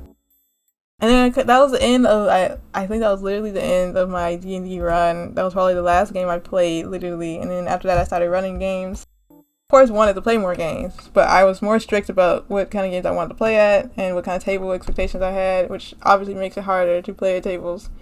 Because, you have high expectations now. And so Pickle Juice was definitely the last one. I played as a character until you ran the game. And I got to play as Earl Grey, which was very fun. I love Earl. It was Pathfinder. And as you know, the whole idea was I'm a delivery girl. I'm always going to get the package to you. I love that idea. It's just a concept. And I don't know anything else about her except she works for the mail. It's like no depth to her. She just is gonna deliver, and that translates into how she fights too. I love her now. And then the other one shot I played in, who ran it? It was one of the black girls ran a one shot, and I played as Carrot Top. And I actually really like Carrot Top. I was playing a monk again, but this time I was like, I want to play like an aura farming monk who's like too cool, and she's really chill. And that was Carrot Top. But we didn't do a lot of fighting in that run at all, actually. So she was mostly just standing there with her ears blowing in the wind, which was kind of funny. It's like the whole thing she did. And I knew we were probably going to be in more fights because some of the characters were trying to some of the players were really trying to get into fights. And I was like, we're going to be TKK'd by some of this stuff. But we managed to get out of it because there were some really big talkers. And it was fun. And I think that was the last one I played. Yeah. I played a lot of characters. How many? Like 1, 2, 3, 4, 5, 6, 7, 8, 9, 10, 11, 12, 13 is a lot. Yeah. Some of them one-shot characters. Played a lot of characters. I'm like, wow. I did. Joe has such a good story. I remembered one more character while you were talking. Oh, yeah. Because she was in one of your... It was supposed to be a one-shot, but ended up being like 3 sessions, Oh, yeah. The ball one? Yeah. I cannot remember her name for the life of me. Oh my goodness. I my artificer. The artificer. Yeah, the ball one. You Have Until Midnight, one of my faves. That's one of my favorite ones to run. Find the name. Like, yeah, I have an archive. I have an archive. Let me see if I can scroll up and find it. Okay, I'm like, was it a D name? I don't remember. Desiree? Is that it? Yeah, Desiree.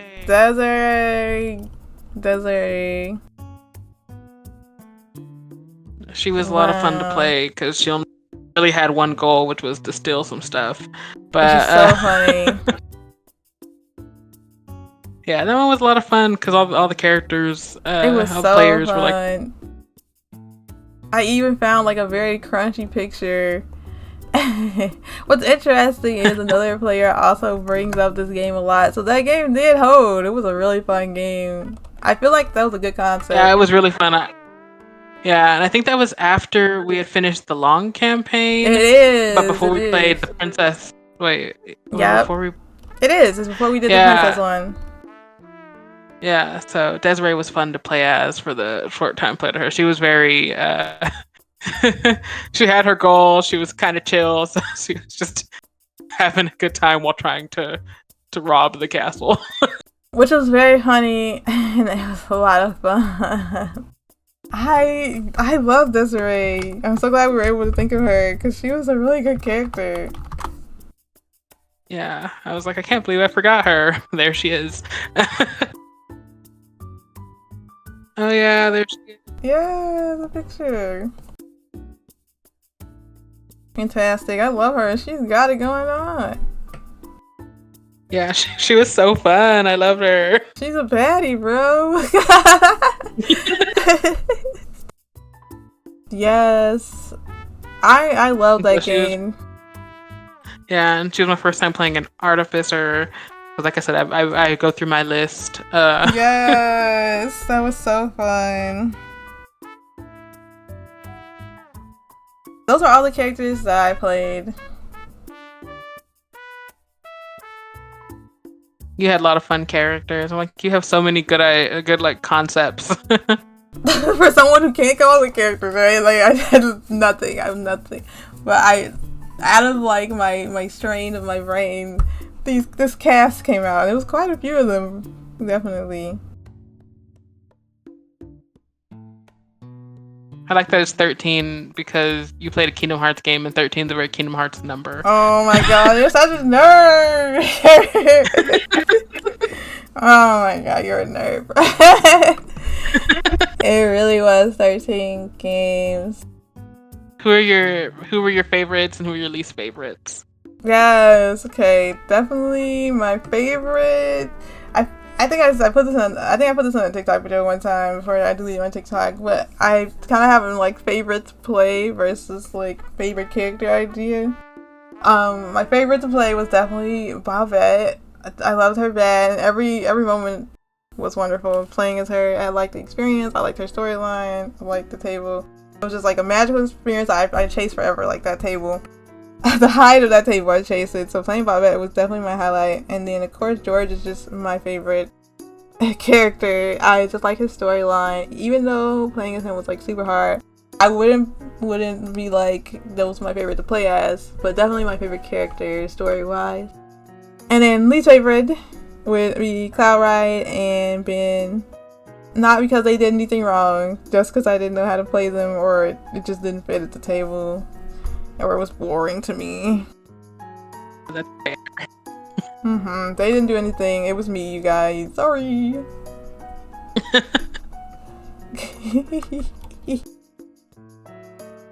So that brings us to the end of the characters that we have played. Which, can you believe that's actually like an hour worth of talking? We're really yammering. Probably like 30 minutes each. Gotta explain all of the characters. Yeah, definitely.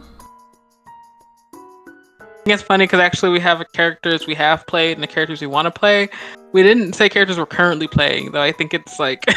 Yeah, I did make a note somewhere. Where did I put it? I put it underneath the characters we want to play, and I put, interestingly, Daedra's not on this list. Like, or Fifi's. I did take a note of that. Like, I completely forgot about that. Like, I thought it was a later note. Yeah, it's underneath the characters we want to play. Which is what we're gonna transition to. Characters we want to play as in upcoming games. And somehow my list is still the longer list. Like, so you can go first once again. Okay. So, characters I want to play. I'll actually start with Elodie because she exists, but I just haven't actually gotten to like play her player. So like she's completely based on so there's a druid subclass called like Circle of Wildfire, and I was like, Circle of Wildfire. I was like, I love that. I love the concept. I'm gonna make her a Circle of Wildfire druid, and I'm gonna have her backstory be that she's from like a family of druids who live in like the like cold and ice, and there's like since they're elves, there's like a thing they gotta do where they have to do like a certain amount of years of solitude and then come back to the village or whatever. And so she was like in the process of doing her years of solitude, but she ran into like this like abomination on the somewhere in the like Icelands, which she knew about because it's like it's like something that they fight, but it's not something they've defeated. So then she was like, you know what, I'm out of here, and she left the Icelands and became a Circle of Wildfire druid, and her like whole thing is like, if I get enough fire, I can probably kill that thing. Wow, that's a fun concept. It's like to an obsessive extent almost, where like all she kind of thinks about is fire, because she is terrified of that creature, but she's also like, I gotta kill it. But she wasn't supposed to leave during her solitude because of solitude. So like, she just hopes. Well, like right now, she's like, well, they probably don't know that I left because I'm supposed to be doing my solitudes. But she'd get in trouble if they knew that she like freaking dipped out. But it's such a fun character. I love it. Like, just like chasing something to the point of destruction is really interesting, especially since the Circle of Fire Druid is kind of like how fire melds in nature, and you know, fire like cleans, it's like the cleansing. So it's kind of interesting that she's like gone astray. Yeah, and so like I was really excited to like try her out, and I still am to an extent. Like I still want to try out her concept because it's very interesting to me. And then besides Elodie, the concept I came up with during our long campaign, I came up with Lydia, who who definitely has her last name, but I don't remember it. Real. And so sometimes I just like look at like different classes or races or whatever, and that's kind of where I come up with character ideas or from other stuff. So so like it's a combination of two things. I was thinking about what kind of character I want to play after playing Phoenix, maybe. And then also, me and my sisters were watching Descendants. If you've seen Disney's Descendants, we were watching Descendants too. I know about Descendants because I worked at the store, but I've never seen it. But I know the music and stuff and the characters because I had to sell that. Yeah, actually, I think it was Descendants 3. We were watching Descendants 3, and there's a character in Descendants 3 who has a song called Queen of Mean.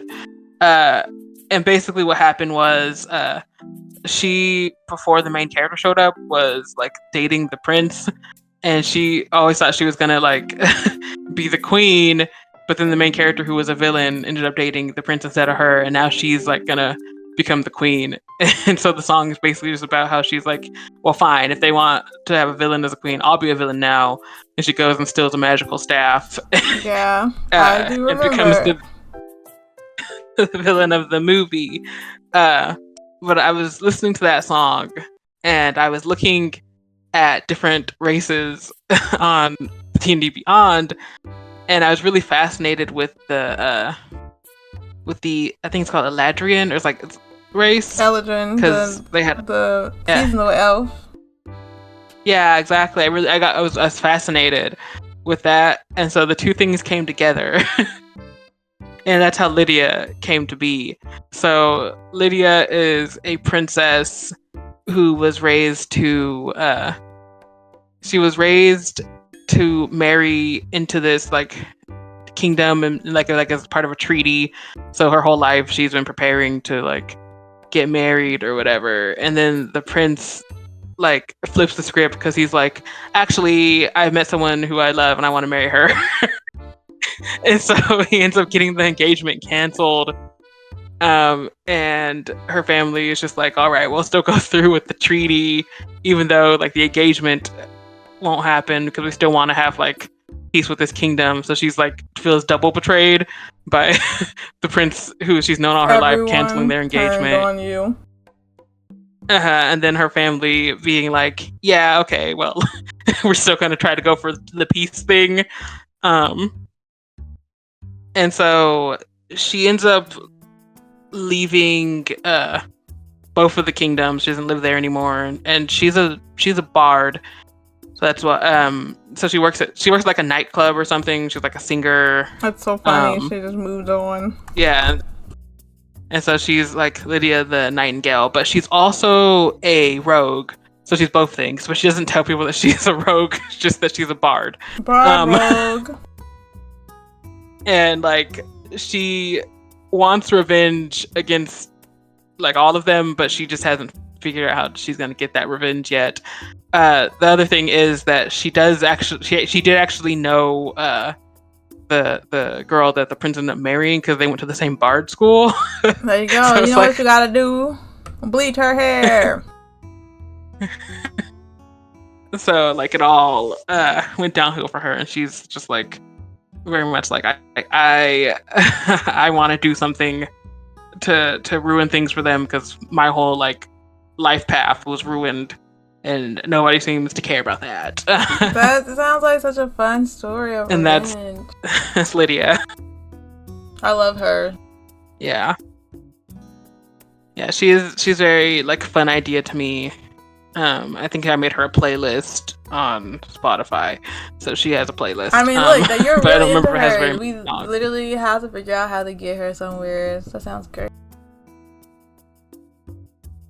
Yeah, so she's so fun. And then I put here, so if I rewind back to my high school days, when I started playing D&D, the the two teachers who were running the club were like, here's a folder full of books, and also it was like a Excel sheet where you could create characters on it, where you like kind of clicked and then you just like added like it was like really cool. I'm like, I can't believe.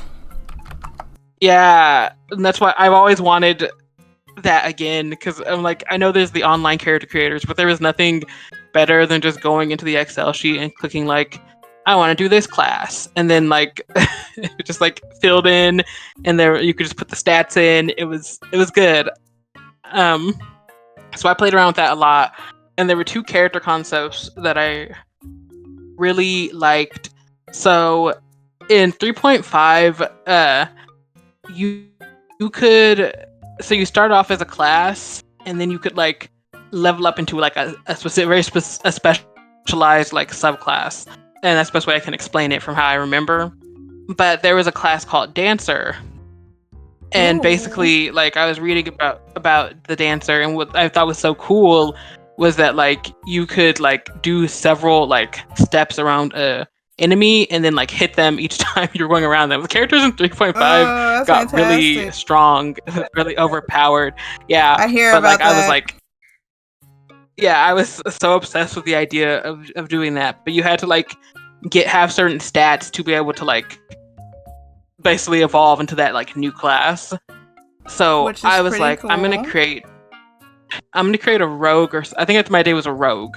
Because actually, I know I think I said my other character was a ranger, but that was assigned to me. I think it was actually a rogue that I played. Because I remember trying to steal some stuff, so I'm pretty sure I was playing a rogue. But there was a ranger who my friend was playing. Anyway, so I've been playing that character a little bit, and then I was like looking at the Dancer archetype, and I was like, that would be so cool, so fire. So I didn't come up with like a character specifically, but I knew I wanted to start off as a rogue and then level up into a Dancer, and that was like my goal to one day do that. And then the second character class that I was very fascinated with was as the school year was ending, one of my friends was like, I'm gonna run a D&D campaign, you guys can make characters. And so I did come up with a character. Yeah, we were gonna play, because he was like, we're gonna play over the summer, so I was like, sure, sounds good to me. Final words. About that. Yeah. But there was a class called Healer in 3.5, so it was different from Cleric, because Clerics are like a martial class. Healer was literally a pacifist class. And like all of your abilities were like super just about healing. Like it was like Cleric like kicked up to like freaking crazy levels. And so I was like so into the idea, and I think my character was like a fairy. I don't remember what I named her or anything like that. But I was just playing with the like leveling up and reading the different like things you could do, and eventually when you got to high enough level as a healer, you got a unicorn. You got to ride on the battlefield. Oh wait, like, wow, so that's cool. Freaking cool. What the heck? I would be a healer just for that. You got like Yeah, like, and so that was a higher up thing, but also you could literally like revive people from the dead, and you could like heal people's like missing limbs. It was like super beefed up healing, and I was like, I want to do this I would have so signed bad. up too. What in the world? Yeah, so those were the two character like archetypes that I thought of in high school, and I like really wanted to play them.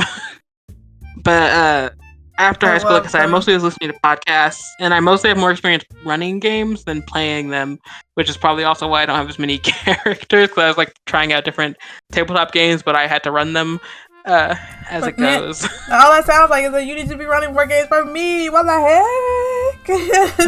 heck? Yeah, because I didn't run a lot of I didn't run D&D at all until I came back to D&D. I ran Ryutama, which you still haven't got a chance to play, and I still want to run more Ryutama. I also tried a game called Golden Sky Stories, which is another Japanese game, but you play as a house pet who like can like you could turn into like a not quite a human, but like you go on adventures in like a human form, and that one's cute. And then you played Fiasco one time, which was fun. Yeah, so that was just meant for like one round games, but we played that, and that was fun. And then I've read the book for Fabula Ultima. I did run a couple of sessions of Fabula Ultima for my sisters.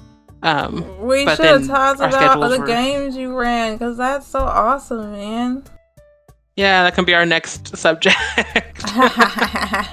The way we yap it, we might get it through the whole thing. Well, yeah, that's cool. Continue. Yeah, and then so that was like the three characters, or that's four, I guess. Four characters I want to play. Lydia and Elodie are much more like story concept, while the other two are just like, this class sounded really cool to me, and I really wanted to do it. Yeah, that sounds cool. All your characters who you already played, who would you like to replay? Okay, so I don't have like a super strong urge to replay them, because I feel like a lot of them kind of exist like where they exist. Right, in their world, yeah. Yeah. I always think that Savvy is fun just because like I can try different things with her maybe. So like I don't replay her for like a long game, but like one shots, I'm okay with reusing characters for one shots, I think. The other one is Phoenix, who I was trying not to talk too much about her because I'm like, oh, that's gonna be a real yap session. I mean, we could talk all day. But Phoenix, I remember I said I did say she's a Nazi wizard. I have technically played with her after the campaign because I have my solo campaign and I'm trying to redo that. And so I kind of want to do that for her because I get to kind of make up her backstory, which I think is fun. Also, it's interesting to try to recreate her in Pathfinder as opposed to D&D because the classes are not the same. So, do you think that you would find a solo for Phoenix on the channel? I can listen to it. Maybe. I was thinking about it. I was like, how would that work? So I've been ideating if I did do like a solo for Phoenix, how it would go. And I think I kind of have an idea of how I might run it. So I'll get back to you on it if I kind of finalize it. Well, it'll be exciting if you do, and even if you don't, and you just tell me about it, I'll be excited because I love hearing your stories, so it's hype for me. Yeah, so I like to play with Phoenix still because her story ended in tragedy, but But the thing about the indie games is that you can always take your character and rework them, which isn't always easy to do because sometimes you really do just let them die, but other times you pick them back up. And Phoenix gets a lot of attention. She's like my muse or something since I've drawn her so much. I think that's so cute because George is like my muse. I think you just get one character that you just become attached to and you love them. Yeah. Like I said, she was the character I played for the longest, so that's probably also why. But I like her a lot. She's just like, I want to go out and adventure and I want to become the best wizard ever, and I enjoy her. She is pretty fabulous. I hope that you will get to play these characters because they're so fun. I really want to see the revenge arc, and I like I love Runaway. So I would love to see these characters in action, and I hope you can also replay Phoenix with a better outcome, of course. Mm-hmm. As long as I don't kill her in Pathfinder, she'll be fine. Oh, once you fight nature.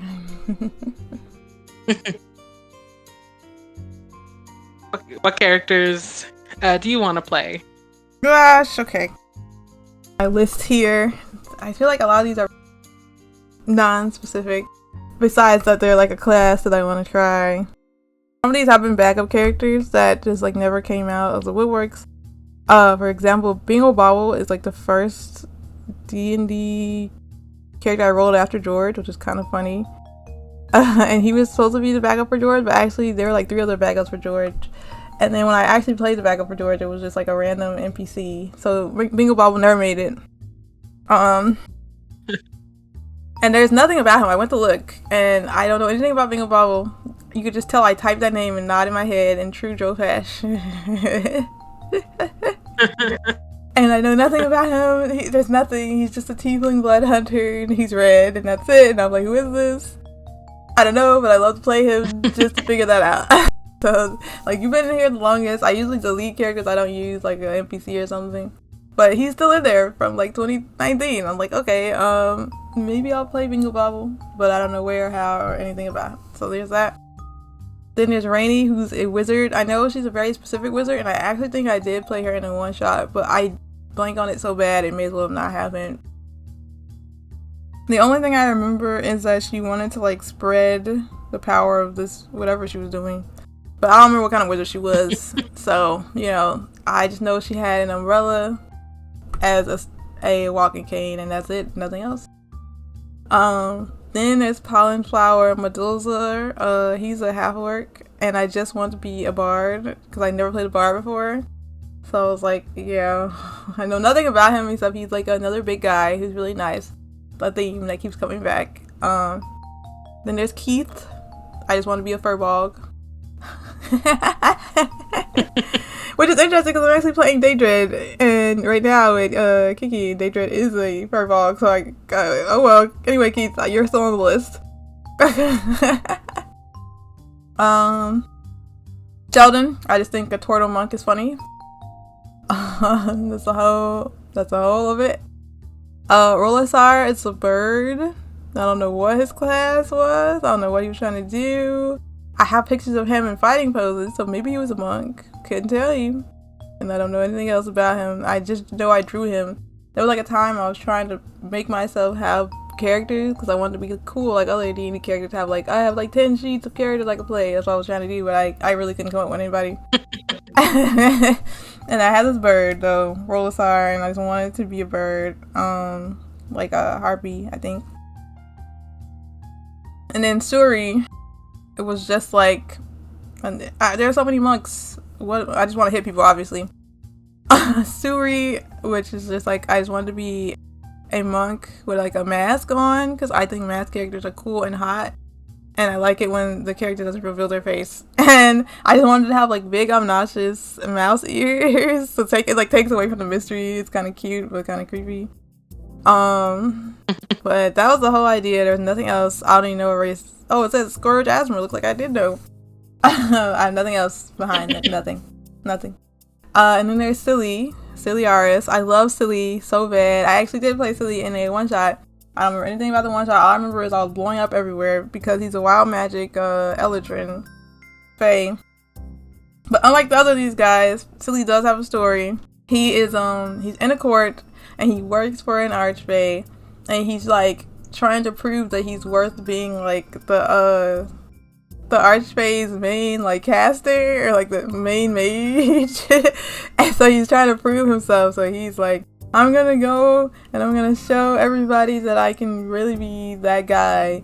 But he is like very bad at his magic, and I like the idea of him just like blowing up lightning everywhere. And that was him. And he like leaves the Feywild to go to the material plane to explore and like prove himself to his archfey, like, I can do it.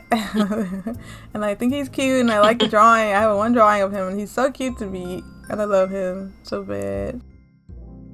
Then there's Mollusk. I just want to be a Triton one time, because George wound up being a mermaid, as you remember, but since I wrote him as a human, the mermaid stuff doesn't really come up a lot. It's just like a storytelling element, but I thought being a Triton would be fun. And I just wanted to be a ranger, because I feel like if I was going to reclass George, he would be a ranger. So I really would like to just try being a ranger in general. And I feel like Gloomstalker is cool. At one point, one of George's backups was a ranger named Popo.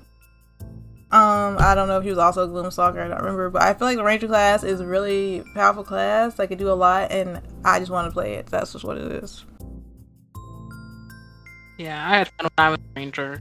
Yeah, I just feel like it's a fun class and needs more attention. Then there's Winwinez, whose true name means weakling, and he is a drow, and he comes from the Underdark. Of course, you know how my Underdarks work. But he wants to be a powerful wizard too. So I've got two wizards who want to be powerful. And his goal is just like to get a wife. Like, he wants to prove that he's strong enough to be a wife. Like, I can be a perfect male wife. I can do it. So he's like really embarrassed that he's not a strong son to be married, be able to be married off. So that's his goal, is to be a powerful wizard so he can go back to the Underdark and be a good husband. Go, Winwinez, go. Then we have Lewis. The crowd goes wild. Lewis. This is Lewis, who got booed off the stage. He was supposed to replace Bobette and be the cleric, and Lewis is a peacetone cleric who considers death to be peaceful. Now, he could have been a grave cleric, but I just didn't like the features of a grave cleric, and I like the peace cleric features more, so I thought it fit him more story-wise. But basically, he comes from like a circle of clerics who find that death could be very peaceful, and he goes around healing people. But if he can't save you, he doesn't think it's like a bad thing, and he likes it when you go in peace. And he's also very captivated by skeletons and things like that, so he's not like opposed to necromancy. Because he's like, oh, this is just a second form of peace. Like, your soul is gone. You should be rested. So he's like that kind of a guy. And I love Lewis. I like the idea of him. He like wears like a skeleton over his face. He has like long white hair. I love him down. I want to redraw him. He's like just like a weird guy. He's just weird. He's not a bad guy. He loves healing people. That's what. I guess he was just too crazy. And I remember when he was gonna talk. I remember I wanted him to talk like really like slow and be like, "Isn't it wonderful that death embraces us?" Like that. And they were like, "No."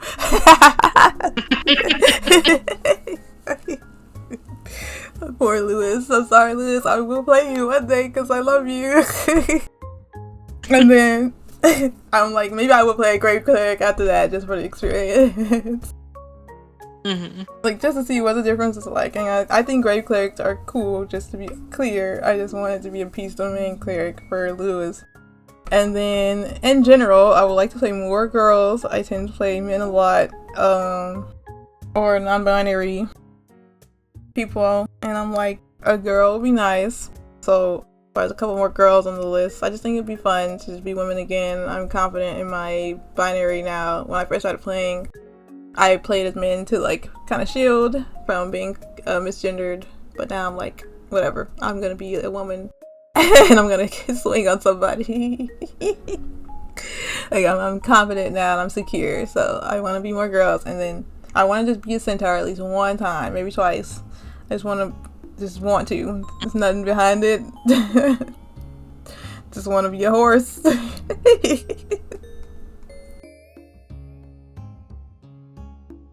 That's it. Sounds like fun to be. And then of course I usually make characters for the table, so that's why these characters don't really get used, but it'll be fun to play as them at some point. Even in one shots, it might be fun. Yeah. Like, and it could be fun to like revisit a concept for like one shots also. Could be fun. I feel like even though I don't know anything about Bingo Bobble, I feel like Bingo Bobble would match really well with Lydia. I just feel a connection between them. So funny. I know nothing about him. I just feel the bond in the air. I gotta get somebody to run it for us. Let's ask Kiki when Kiki's better. That'd be fun. Okay, so about your characters, who would you want to replay? Okay. If I could replay anyone, it would first be Dao, but I feel like I would want it to be like either solo or a duo in a trusted way. I don't think I would want to play him at a bigger table, just because I feel like if you play like a prince, people act weird, I guess. And it's like, I don't know, like, because the problem with a lot of D&D tables is like if you play certain concepts, they act like you're like trying to take over the story pretty much. And like certain character concepts do that, like, oh, you want to be better than everybody, stuff like that, and it's not the case. I'm intrigued by the idea of an assassinated prince on the run. Well, I would probably do like a trusted table. I thought about playing it as a duo kind of mini with Kiki too. I feel like it could be fun even as a trio. We all three just did some characters in the run. But yeah, either. What are you gonna say? Oh, I was making an agreement sound. Oh, okay, yeah. Yeah, I feel like it would be fun like that. I wouldn't want to bring him to a bigger table at all. I wouldn't want to do that. So that's the limit of the replayability.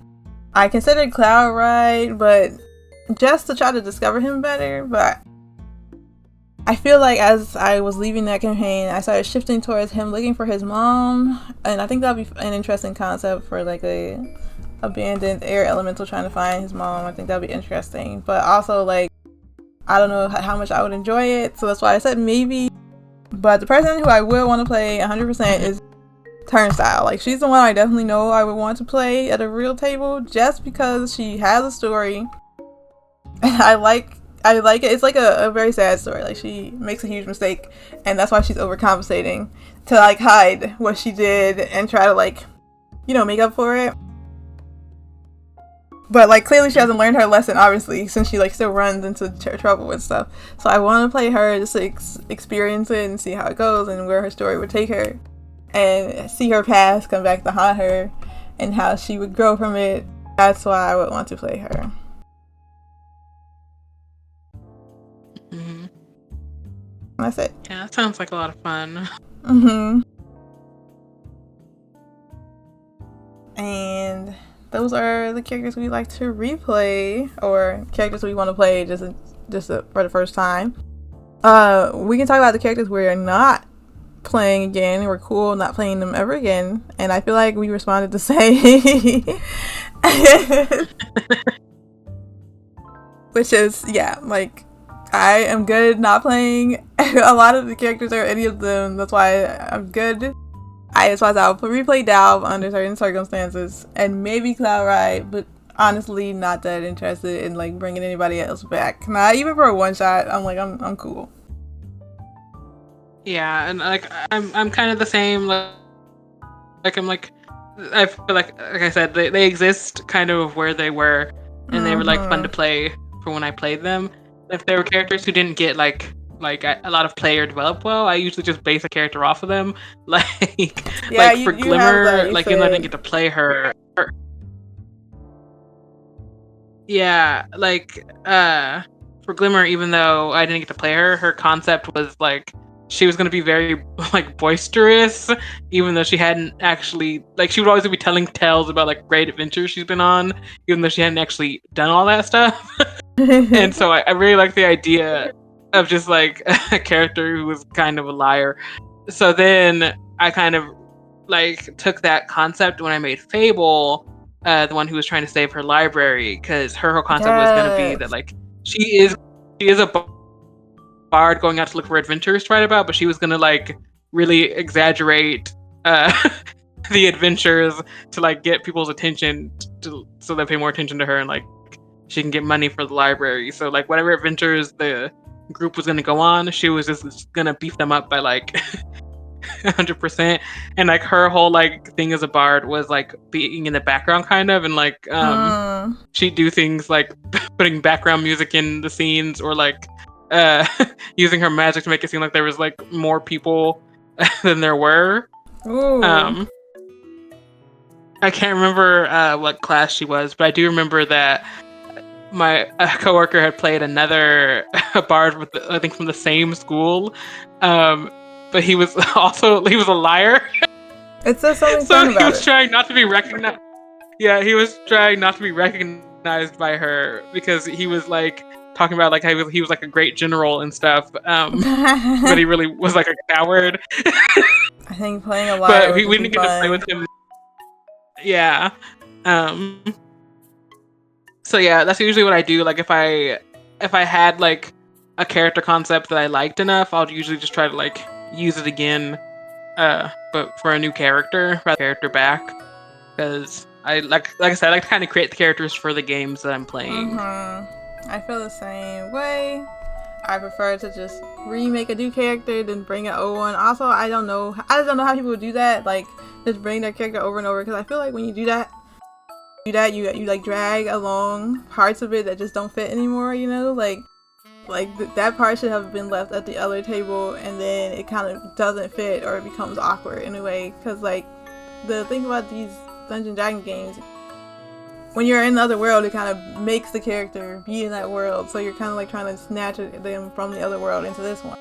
And I feel like if you're gonna bring a character, it should be like washed clean. I mean, back to the concept, of course. Like keep the concept or fit the concept better. But I feel like that's a big issue in the game. Like people will just bring their character from one place to the other, and they don't fit because it's not the same world and not the same rules and stuff. Yeah, and even like I feel like they're not willing to kind of like adjust for the new world, because like I feel like if you're bringing the same character but you're like, okay, this world is different, so I'll adjust for these things. Right. But You I think should, that a lot of people are very attached. Yes, that becomes the issue. Like they're attached to that version. Yeah, they're attached to that version of the character, and that version of the character comes over like fully realized. Like they've got their own story already, and now it's like, who is this? Exactly. This person doesn't fit. So I feel like there's like a way to bring a character over, and I think it's just easier to not bring them over, especially if like I'm. Go ahead. Oh yeah, because like, exactly that's why like Umbra exists instead of me. Like, oh, I have a princess character already. I'm like, Lydia would not have fit in the campaign, and so I was like, no. And then I also had Desiree at that point, and I was like, oh, well, she was very specific to the ball, so I'm not gonna like reuse her. So then I came up with Umbra, and I just feel like either if you're gonna bring a character, you have to like kind of consider the world that you're bringing them into. But I usually just make a new character. Yeah, I feel like it's just easier to make a new character. And again, if I was gonna bring like a character over, I would change him. Like again, like Pickle Juice came back, but it wasn't the same Pickle Juice. It wasn't like Pickle Juice with his gun on the shoulder, like hasta luego. It was like a 5-year-old now, like completely redone. The only thing that stayed was that he wanted to be a support for his team. Like I feel like it's important to shift to fit better, just because you want to mail it at the table. Like it's not like Pickle Juice done all this stuff already. He did this and that. Like Pickle Juice is in a brand new place. But yeah, this brings us to the next part of the characters, because sometimes we make a character and it's like maybe they shouldn't have been in the game.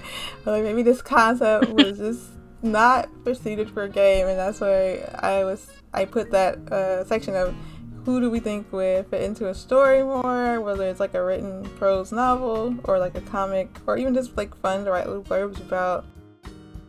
Yeah, for mine, I did put Lydia because I'm like, because I feel like she's so, like, her backstory is so specific that it's like, will I ever find a game that she's actually like gonna fit in? Mm-hmm. And so I'm like, sometimes I'm like, maybe I just write about her, but I don't have a full story thought out because she's a character concept. Yes, I wish that we could talk about that more too. Like sometimes the reason I'm not writing a story about them is because there's nothing to them. They're just here to be played. I totally get that. Mm-hmm. Like the characters I make for writing stories, the characters I make for tabletop games are not the same thing. Yes, snap. That's exactly how you think. Exactly how I think about it. Like this is not a character who I'm plotting for a novel. This is a character who I'm leaving open so that the world can change and affect them. That's how I approach the game. Mm-hmm. And like that's not to say like I don't have any ideas for like how their story might go. Like I still think of like in the future, like for Savvy, she was a sorcerer, but she didn't know that she was a like the dragon bloodline sorcerer. So eventually she was gonna find that out, and I knew that part about her like story, and I thought it was cool because her dad was a dragonborn. So I was like, it kind of lines up. Yeah. But so like I have like ideas like that of things like, okay, I know that these things might happen for them, but like I really leave it loose because I'm like I want the story to like affect them and for them to affect the story. I don't want to just like have everything already written out and then like now everything has to happen exactly this way for this character. That's that's how I feel too. Like I do have an idea of them, except for when I don't, obviously. Like I have a bare minimum like this, that, and the other. And it's like Daedred, who I'm playing right now, like, she's kind of bare bones, but I have a basic idea of her and where I want her to go. But it's not like I wrote the whole thing down and it has to go piece by piece by piece. Because I feel like that takes away from the experience of the game. And like, it makes it easy to get frustrated if, like, you expected, like, I expect Daedred to get, like, butterfly wings and fly away on the 10th episode. And we're nowhere near a butterfly casting place, you know? Like, like, no. So I think, yeah, just I build and be left open versus like if I'm writing a full story and I'm like I have expectations. Right. Did you have any other characters besides Lydia? No, I only have Lydia. I want to check like maybe my characters someone else. are just made for the game. So I'm like, she's the only one I could think of who I'm like I don't know if she's like flexible enough to just fit into any game, which is why she's like sitting on the shelf. I think Elodie has potential to fit into a game. I just don't think I've found a game to put her in yet. That's real. Sometimes the character is there, but it's like I don't know what to do with you. I get that a lot. So, who are your characters who you think might be better to like write about? Than play.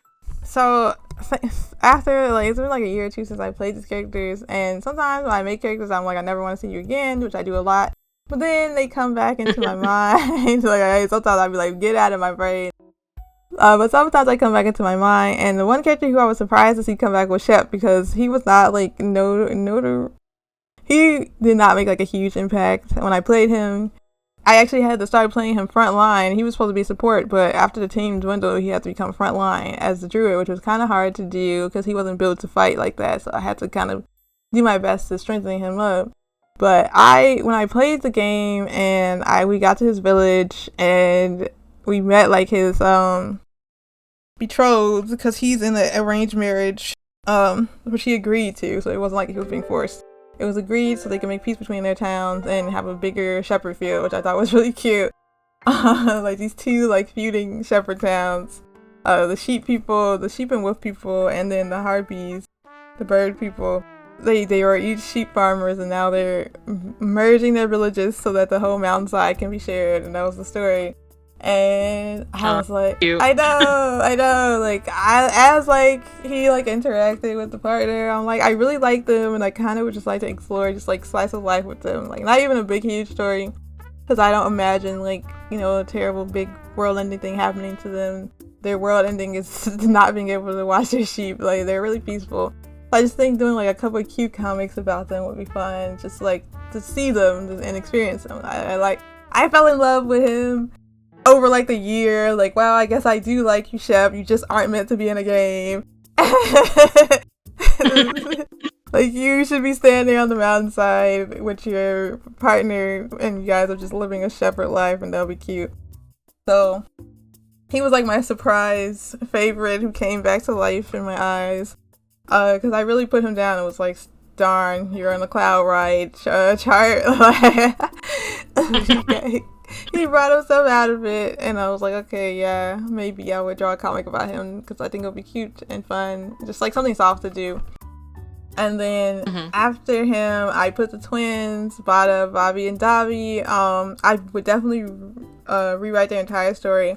I did start a comic about like Dobby, and it was like a court comic where he like goes to court and he experiences that from a royal point of view as opposed to like the spring tending boy. And I did start it, but I feel like even this year, I feel like my year of just thinking things over, like if I was gonna redo it, I would have it be more like more I don't know how to describe it, like more foresty, like, because in the game they were like really really active in the courts and stuff, and I just think it would be more fun if they were just like nymphs in the forest, and like the prince coming would add more drama because he's coming from the castle and he actually does get entangled with like the spring nymph, as opposed to like the Dobby like is just at the castle because he works there, and then Horace, and they run into each other. Like, I just feel like it would make the deal stronger and the drama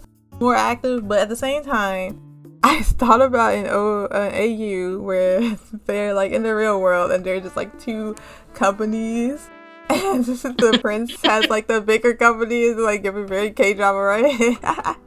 Like a conglomerate, yeah. And I thought like, oh, you know, Dobby and Bobby are in college, and Dobby's just like, he's breaking up with his boyfriend, and everything's going wrong for him.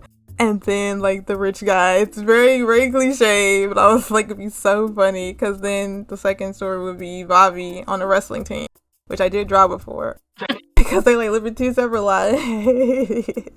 And like Bobby has his own romance with his partners, and I thought that would be fun. So I just feel like they'd be fun as like comic books of their own. I don't think I would type it because there's a lot of typing, and some things I feel are better for me to write and some things are better for me to type, and I feel like I could draw that. It would be cute and fun. The problem would be the backgrounds, but that's always my problem.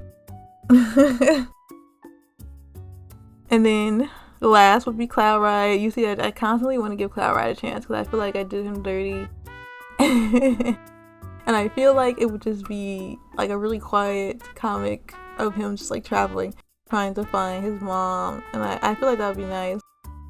That's all I'm thinking. Like, I want to give him something because like I don't think he's a bad character, and I also like his design, so that's what that comes to. Like, maybe it would be better if I just wrote about you instead of inserting you into a game, because you're kind of boring in a game. Those are my characters. Yeah, like poor Cloud Ride. I feel bad for him. I do. He's done nothing wrong. He's just. I'm sorry, I'm just that boy.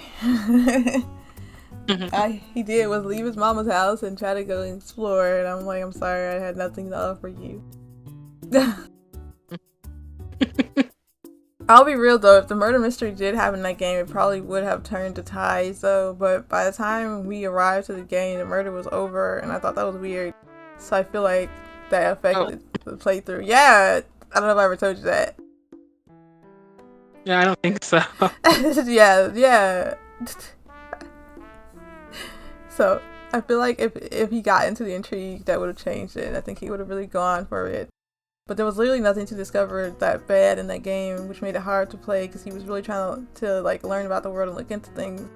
but that was not the direction of the game. I can't even tell you the direction of the game, to be honest. But yep. Maybe one day he'll get his moment. You know, and I feel like he will. I do adore him. Just like, I'm sorry, I just can't play as you. Finally, we come to the honorary. Our favorite NPCs that we play when running games, we love to explore again, whether as a character or in a story. And I saw you had a note there, so did you want to go first again? Okay, I can go first. Okay. I don't I don't have a bunch of ideas for honorary like NPCs for like basically I feel kind of the same way I was with characters. It's like since I ran them in that story, they kind of like exist for me in that space. So more leans into more like stories that I like to revisit. I did put down a note for a Utama campaign I ran, which I've told you about, which was the Queen's Festival one. I really liked the concept of masked mischief, who was like a masked like clown who was like messing up stuff at the festival. I really liked the concept, but I'm not sure if I would like to revisit it like as like a separate thing. I feel like I would just like want to run the game again. But I do try to figure out like would I run the game like differently if I ran it again? Because like get you, so it was kind of a bust. I thought it probably went really well. It just didn't go the way you wanted it to. Yeah, in that way, like as a festival, it was kind of a bust. So it was like if I played it again, would I want to like just put the focus on that part or something? But I'm like, I don't know. Hard. But yeah, that's it for me. I don't really have like favorite NPCs or anything. I do have, I guess, story ideas I want to try, and then things I have like sequel ideas to, and that's like a different discussion though. It is. But exciting.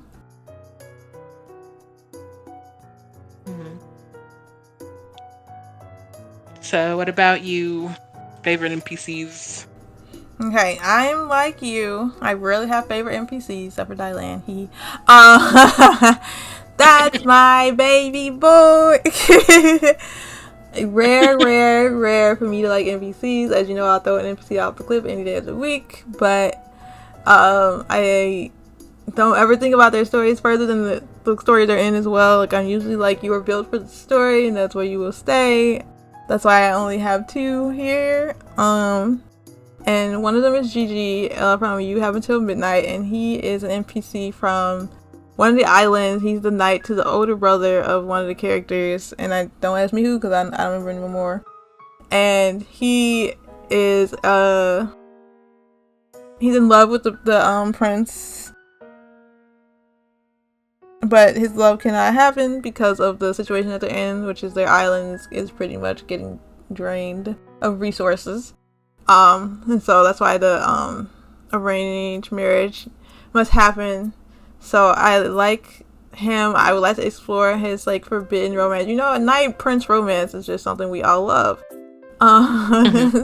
So I would like to like explore that, but I feel like I'm more interested in exploring the world that they're in, because if you remember the politics of it, it was like the huge kingdom, and they were from like a very small island, pretty much being run over by the big kingdom, but it was behind their back, so they didn't know that they were getting run over. That was a catch. Yeah, that world was very interesting. Like there's so much to it, so it's like it's definitely like a fun like world that you created there. Yeah, I think about that. I'm like, I can't believe I built like such a fun place or something I threw away, and I totally tossed it after we ran. I ran it twice. No, I ran it. Yeah, I ran it twice. I did a test run where I tested the final battle, and final battle like dog walked everybody, and I was like, never mind, let me fix that. And then I ran it once for that other server where I was playing Babette, and that was so fun. It was fun both times. Like it was fun there, and then when I played with you guys, it was different, but it was fun there too. And I'm like, I would like to explore the world more and just like, see what's going on, because it feels like it has like a lot of intrigue, and I usually don't run a lot of big politics games, but I feel like that is like a political game that would be fun to run and play. Mm-hmm. But I also feel like it'll be Yeah, I very really hard. like. Yeah, definitely. Especially because like even within the ball itself, everybody had their own like goals that they were trying to achieve. Mm-hmm. So that, like your scale, like it really would bring in like politics into play a lot. It would. It would. I would probably like bring in. I feel like another system would help. Probably Pearls and Princesses, probably, or like another, like a Regency. I feel like that Pride and Prejudice TTRPG would be helpful there too. Probably for that, I feel like it would be fun to just like re-explore that world and see everything that's happening. I just don't know what the bigger story would be. I mean, besides colonization, obviously. That's like the like everybody's being taken over by this one kingdom. I just feel like it'd be interesting to explore, and it's fun, and I like Gigi just because his romance is forbidden and he wants the best for his island. And I like those kind of things, kind of like yeah. And then second character NPC is from the other game I ran. That was my first like official long campaign, and it's not long because it's short. I only like running short campaigns, so when they run long, I'm like, oh no, because I like a short campaign. But from my mystery game, and I still don't remember what the title of the game was. I know it had mystery in it. But I liked Wilhelm, and Wilhelm was the son of the mayor of the town. And he was also the nephew of the main victim of the story who got murdered on the train. So I liked him. And in the original game, like the game was originally supposed to start with his mom getting murdered as well, which is crazy, right? Because he would have lost both of them. And he was supposed to fall into the trust of the last remaining auntie who was the big bad guy, which is kind of fun. And his storyline was pretty much like he loses his classmates, he loses his auntie because those are his classmates who also get murdered, and he has to like deal with that and also try to keep control over his town because they're like the one state that doesn't have magic, and their whole statehood is like, we can use technology, we don't need magic, which is counter to what his evil auntie was trying to do, which was trying to take all of the magic. Because she's like, everybody's always talking about we don't got magic, we can all not have magic, which was pretty much it, and she was gonna accidentally blow up the whole world because of that. So I feel like it would have been fun to explore him, just like see his point of view. Definitely not for a long game because it sounds hard, but just like a moment in his shoes. And he has a gun, which is fun. He's not like the strongest. He kind of reminds me of that D20 character because he's a goblin with a gun and kind of an awkward student character. So that's kind of interesting that I think about it. But anyway, that is who I would want to explore. He was a fun NPC. He really didn't show up as much as he could have. I feel like he had a crush on one of the characters, but the character wasn't interested, and that's fine because I don't really care that bad about that. It never bothers me. Like, I'm not here to ship you all the way. Like, you don't want it, nigga, that's fine. Whatever. But yeah, that is my honorary character. I'm scrolling back up to see what else, see if we missed anything. That's my final character, honorary. And then after that, you see we've got the archetypes we fall into playing and new storylines we want to try. Archetypes that I often fall into when playing nerd. I think I you love can't help yourself. Yeah, I love like a lady nerd character. Eyebrow raise. Yeah, they're clearly my favorite. I think like a lot of them are like that. Clearly, I'm also a fan of like performer type characters. Yeah, I see it. I keep playing characters who are performers or bards or whatever, so I enjoy them. I love that though. That's like a great thing. It's kind of fun that you're like drawn to them. Yeah. And then I like characters. I don't know if this is an archetype, but like a kind of a sense of duality, where like they're either hiding something or they're putting up like a front about like about who they are and things like that. So I do like to play characters who are kind of have multiple things going on, whether that is like personality wise or like internally. Um, though I also sometimes play characters who are just very straightforward. Yeah, yeah. Yeah, like Savvy has nothing else going on. She is there to research stuff. Be on an adventure. I love that. Those are fun archetypes. So I guess that goes along with like the tropes. I think those two kind of fit together. Do you want to say the tropes as well? So I think they fit together. I like characters who are like leaving home to have like a big adventure. A lot of my characters are kind of like Oh yeah, on the adventurous side, but I noticed. also like characters who did not intend on leaving home at all and just having to go on an adventure. Because I think it kind of puts them out of their comfort zone. So I like both sides of that spectrum.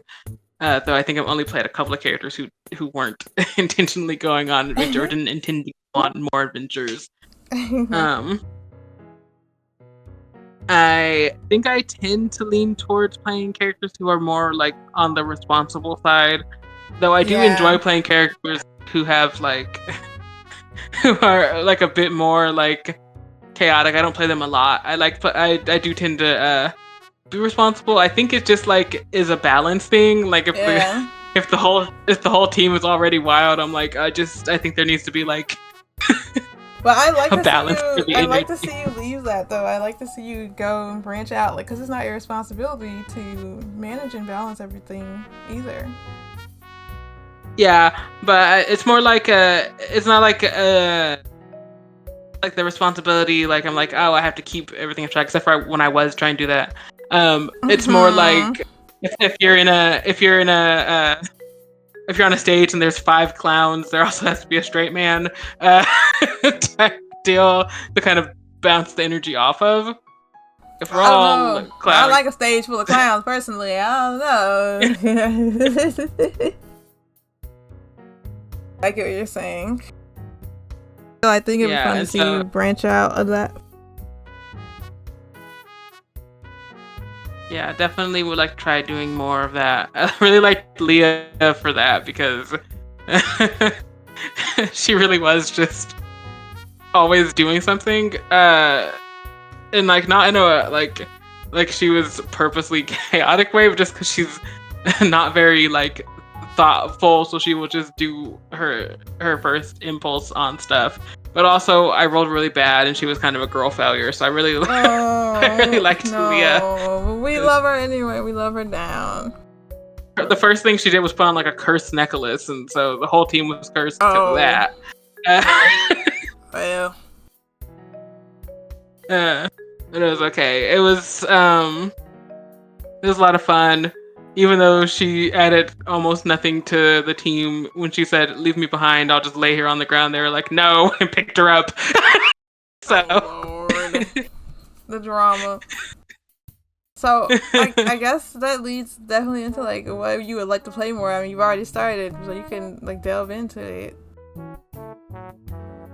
Yeah, I like the idea of taking the like.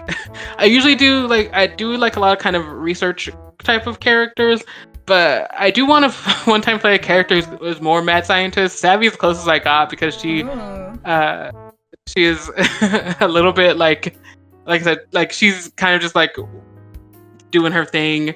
But I like the idea of playing a character who's like really like going off the edge. I want to play a character who wants to be a god. That's the one thing I want to try. No, that's like something. I'm like, yeah, I'm fascinated by that idea. Huh?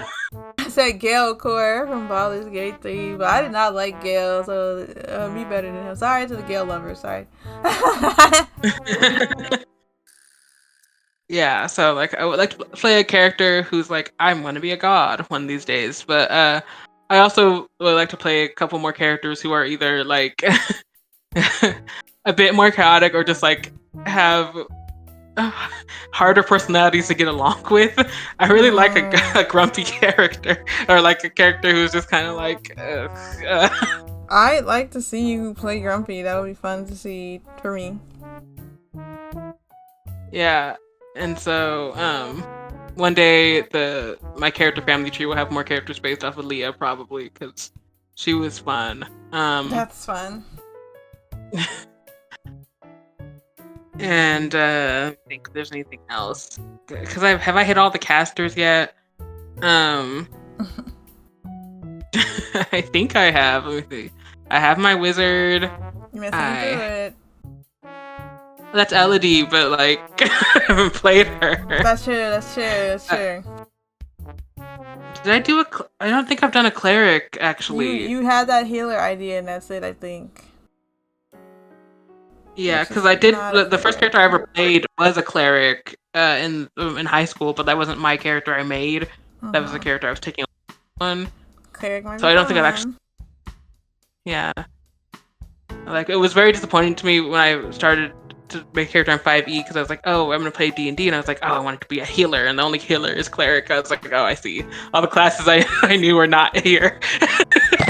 Everything new, apparently. Yeah. But yeah, I think I haven't done a cleric yet, so I will probably want to do a cleric at some point. But I think that I've hit the casters. Like, I've done artificer, I've now done a warlock, I've done sorcerer. So besides that, I might want to try to play more martial classes in the future, but I'm kind of scared of them. Oh, why are you scared though? I don't know. I like because I mostly have experience playing casters, except for when I play rogues, and I've played a monk before. But I don't have like a lot of martial class experience, and I'm like, I enjoy the utility of spellcasters because they can do a lot of stuff. So I'm like, what will I do if I'm like a fighter? You'll hit people. Hitting is so fun. I think you'll like it though. Maybe. And so I think that's all I can really think of. Yeah, I think that's it. Okay. Well, thank you for sharing, period. For me, archetype I tend to fall in without fail is either someone who is trying to prove themselves, whether to their family, to their town, or to themselves. Someone who's lost, someone who's betrayed, or someone who has not forgiven themselves for something. So I fall into a lot of guilt, I think. I they say D&D characters tell us about ourselves, and I don't know. Maybe I also want to work hard to prove myself. Maybe. I mean, I do be working hard, so I feel like that's a big archetype. Even if I just look at the list, or like they're traveling to prove themselves, or they're traveling to show something. I think even Daedrad's adventuring to find out about the world, but she's not trying to prove herself. She says she is though, but she doesn't really have anything to prove. So that's probably another trope, like just giving yourself a goal no one's asked you to do. So I feel like that is my heavy archetype. The characters tend to be weighted down. I also really fall into giving my characters huge flaws that I hope that will either be mended or like shift in the story. So it'll either be like, oh, they're not very open, or like they're really gullible, or they're like new to this experience, or they're afraid and they need to learn how to be brave. So I tend to do that because I want the character to grow. So I feel like if I was going to try something new, I also tend to play a very chaotic character. I think my first two characters were chaotic, neutral. Even though I think Dal was lawful because he's a prince and he wants to protect people, but it just didn't come through because they didn't know he was the prince. And also, yeah.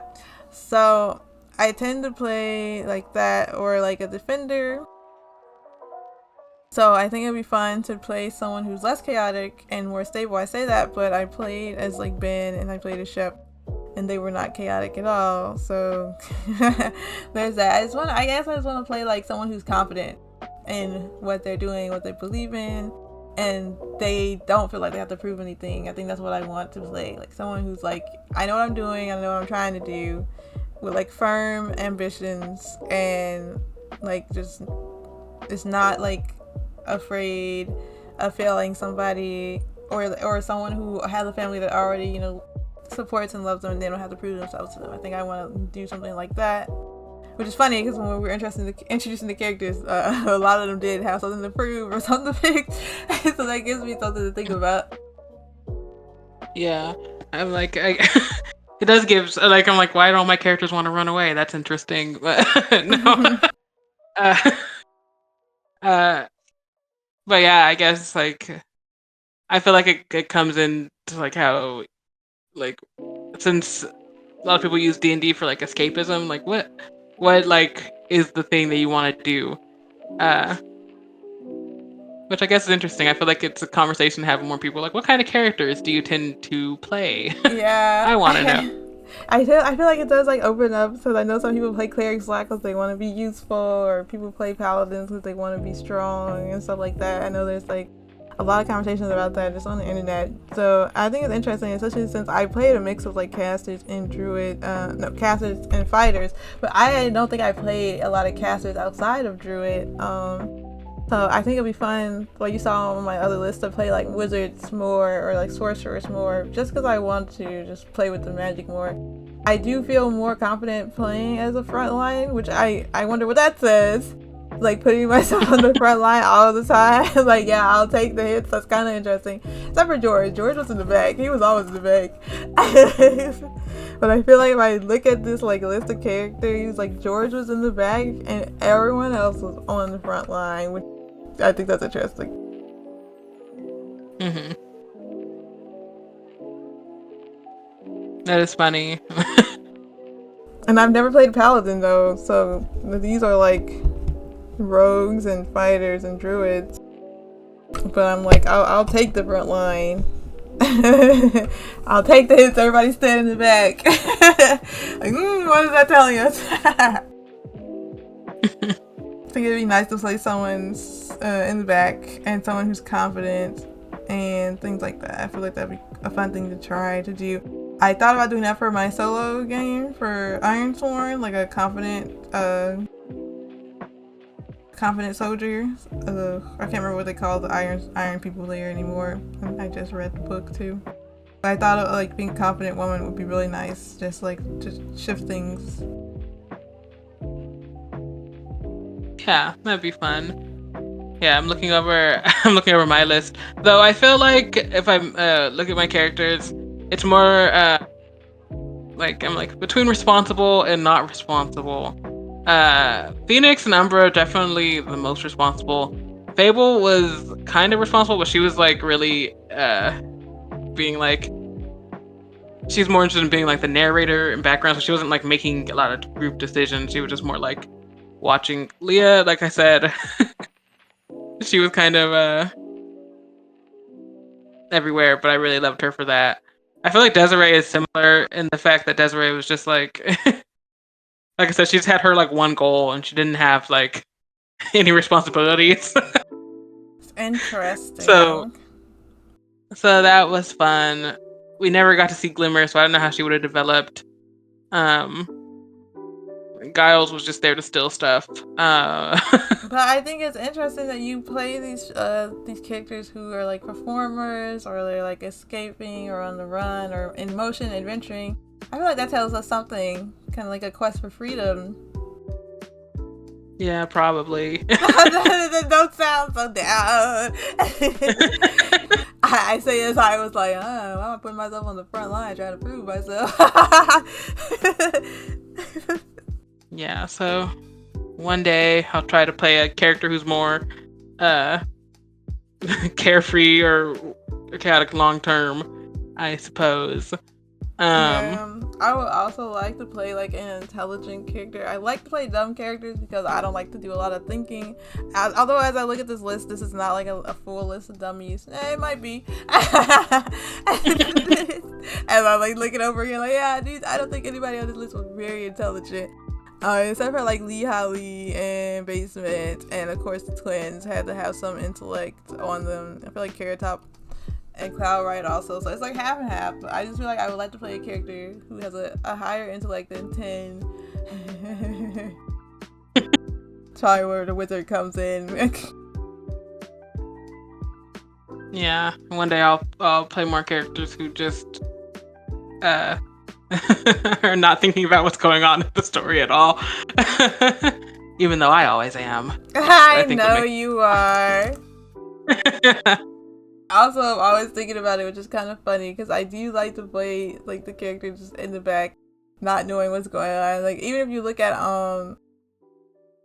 Lala, who I'm having such a joy playing is like completely clueless and super easily trustworthy of others, which has been fun because usually I'm really suspicious. I feel so it's fun to just like listen to other people and be easygoing. So I guess I'm achieving that in that aspect. And also, Lala is not trying to prove herself to anybody. So hey, it's actually happening. So I was gonna say, do you want to talk about the characters we're currently playing to cap it off? I think that's the only category we haven't hit. Yeah. Like, who else did I play besides Lala? I don't know. But yeah, me and Joe are in a long-term campaign right now where we're playing cousins. So Joe is playing a character called Lala. My character, Iris, is my third attempt at a paladin. I hope that one day Iris will break my paladin fail girl curse, but we'll see. You're a hero in my heart. Her first couple sessions were very low rolling, and she didn't hit anything until she threw a piece of cake. So that was so funny though. I should draw that. Yeah, and so there's Iris, who is a overachieving student, a couple of pushes away from a crash out. So that's always fun. I'm always like thinking in my head, is this going to be a thing that pushes her? And maybe one day it will be. And Lala will be there to support her.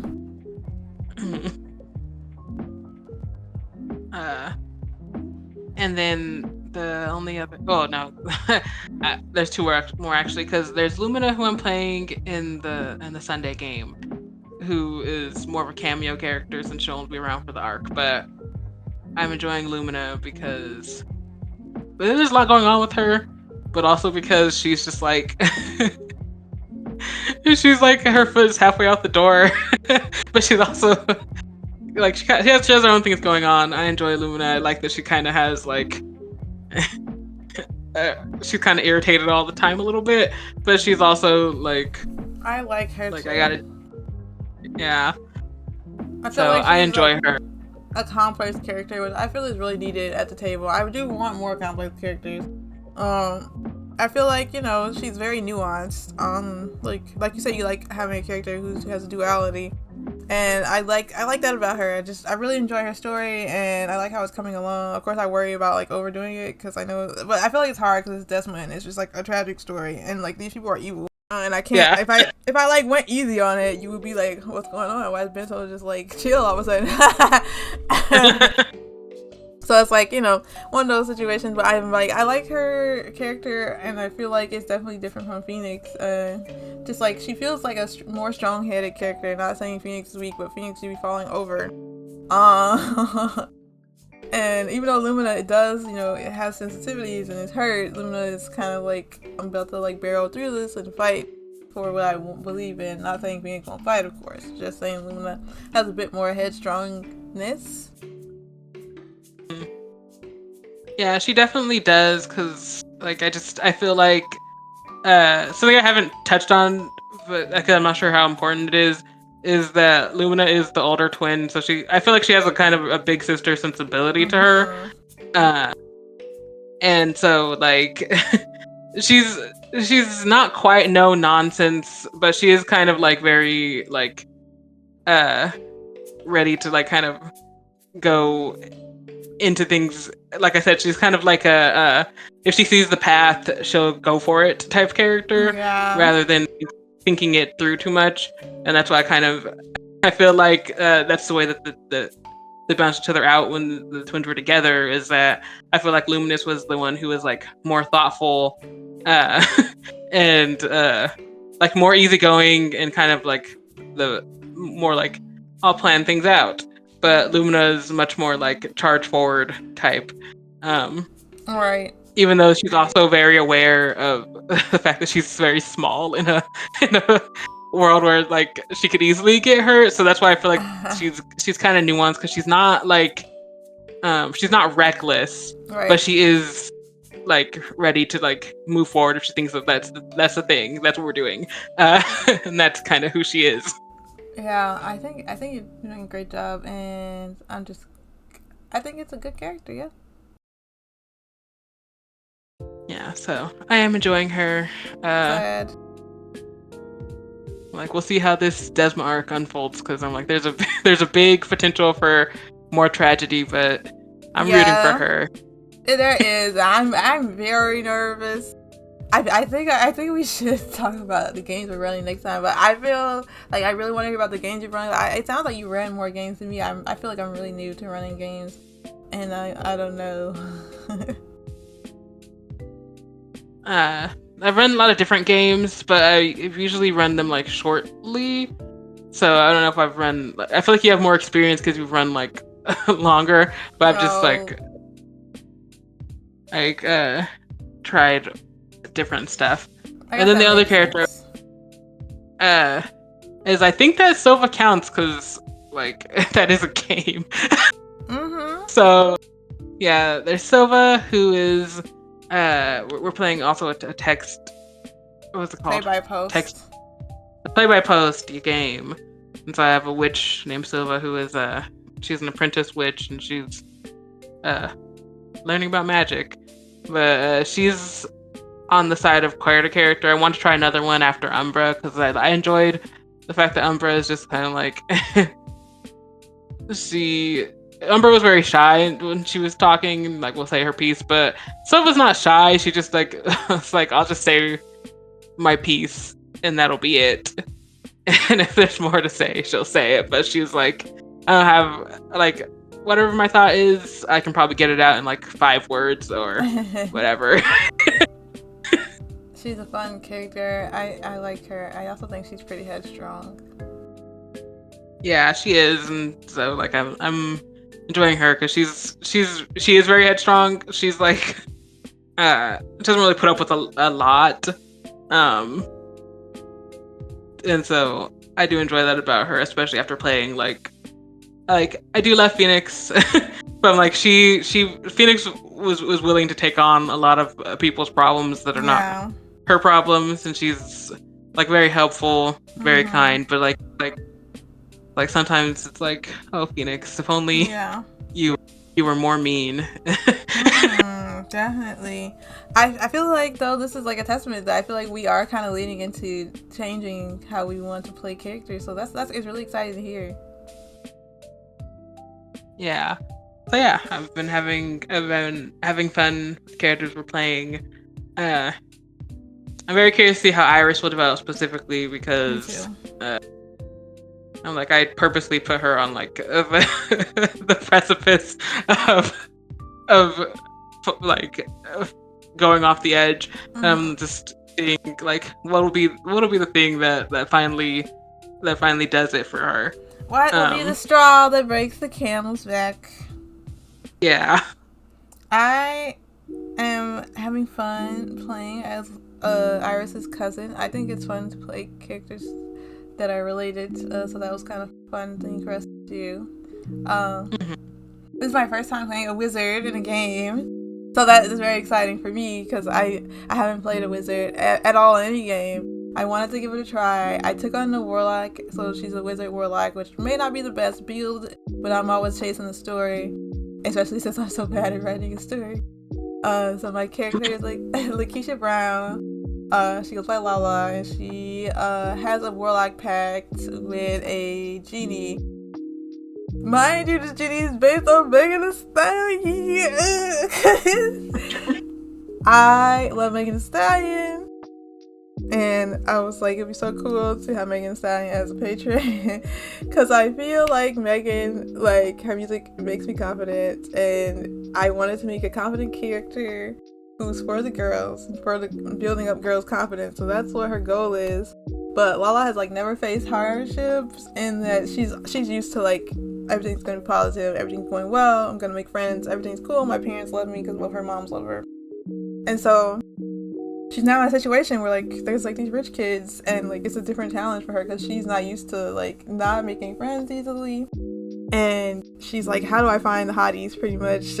And it's fun to play, again, like I said, a character who is not so suspicious, because I tend to play characters who don't trust anyone and who are like more afraid of like someone lying to them and stuff. Lala's afraid of being hurt, but she is not afraid of trusting somebody. So if that, I know you see it a lot, like the teammates would just straight up lie, and Lala would be like, yeah. She just goes along with everything.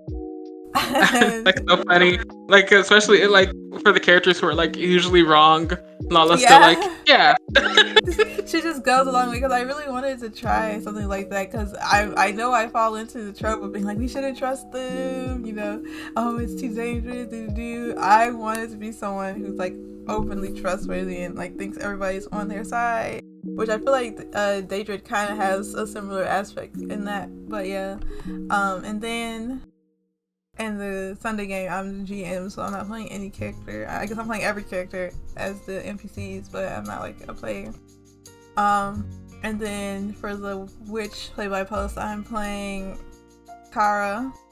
I love Kara down bad. She is a brand new witch, and I wanted to just play as someone who was learning. That was my goal. Like,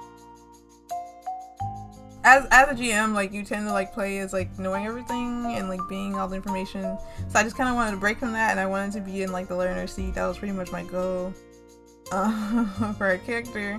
But I also didn't want to make her like so like weak-willed, because as you can see, Kara has a very strong willpower. So she's definitely confident in herself, which I wanted her to be, and she also doesn't take anything, but she's not gonna like be like too pushy either. Like, if you're wrong, she's gonna let you be wrong. And she's trying her best to be supportive, but she doesn't play about herself. So that is Kara, and I think she's a good friend, but she does pull back from like if she feels like it's not being reciprocated well, which I do like playing that aspect.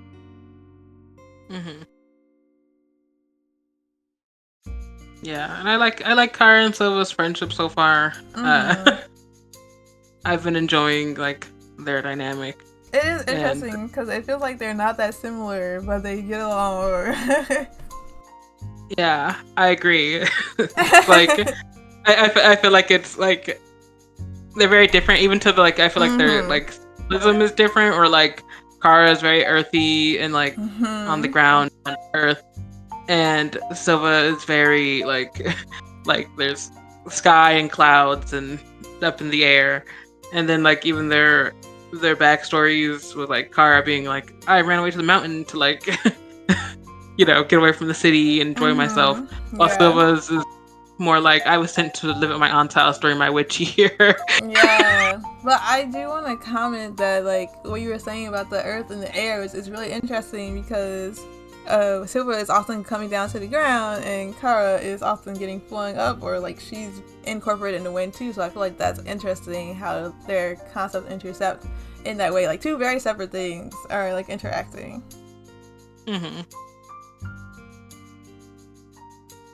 Yeah, so I am enjoying them.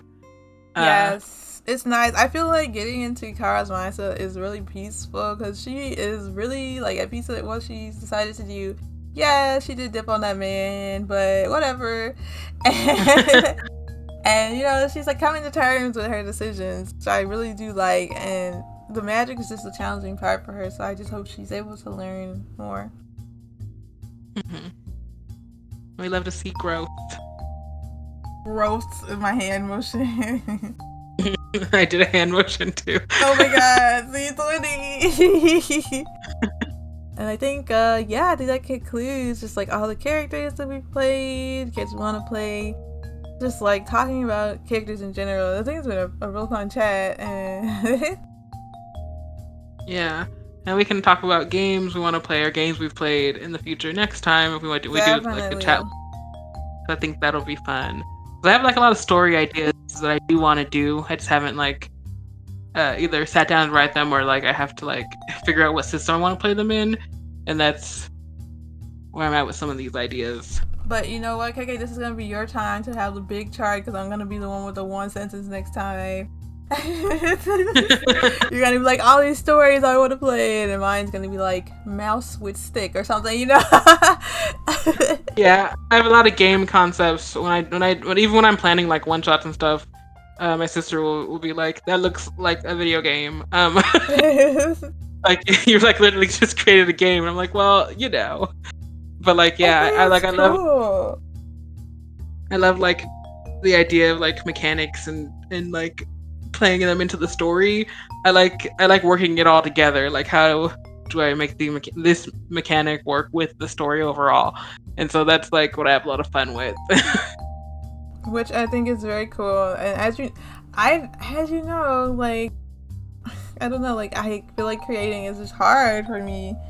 So even whether it's characters or stories, but I feel like the ones I do plug out do come out well. So that's good news. So I'm excited to talk about that. We can definitely talk about that next time because I feel like we're going to have a couple games come out, and then we could talk about like storylines we want to pursue, especially since we have like the one shot with like Fifi, and then the mini episodes adventures with Kiki. We did come up with a title, by the way, which is exciting. Yay! Pretty hype. So there's that, and then so much more. Like, just there's a lot to think about, and I think if we talk about what we want to play, that'll make it easier. But you might be the lead for that, because I be lost. You know, I'm the type to pull out a book. Yeah, like I'm not good at reading through modules. A lot of times I'm just creating stuff. Which I think has been an interesting discovery between the two of us. Like, the amount of times I'm like, why didn't you just read it? Because like, I made it up. The opposite. Yeah, because right now I've been figuring out the mechanics for my solo adventure, and I'm like, I have the idea in my head now, but now I gotta actually like lay it down, because it's kind of like and this is why my sister says I do video games. It's kind of like a branching story narrative in a way, where I'm just basing it on like how well she can achieve certain goals, and then that'll just like lead to like the next thing. Basically, is how I'm thinking about it. That, or I want to do like a point system where I keep track of like her successes, and if she has enough points, she moves on to certain like events or not. So that's what I've been thinking about a lot. I have the ideas for the actual like first couple adventure stories in my head, but I have to figure out how to make them like work mechanic wise. Well, I'm very excited to see what you're gonna do, KK. I know I say it all the time, but it is true. I just be hype. Like, yay, I can't wait to see it. Yippee. Yeah, we get to see more Phoenix and how she developed into the person that she is today, or kind of, because it's a Pathfinder version, so it's like a slightly different timeline, but similar beats, I imagine. Love Phoenix down. Love her. I'm like, oh, I love Phoenix. She's doing her best, and that's the most I can say about her a lot of the time, is that she tries, and I appreciate that about her. Yes, I do appreciate that. But yes, next time we can definitely talk about stories, but for now, this has been One Dice or Two. Thanks for joining us. This has been Joe. And it's KK.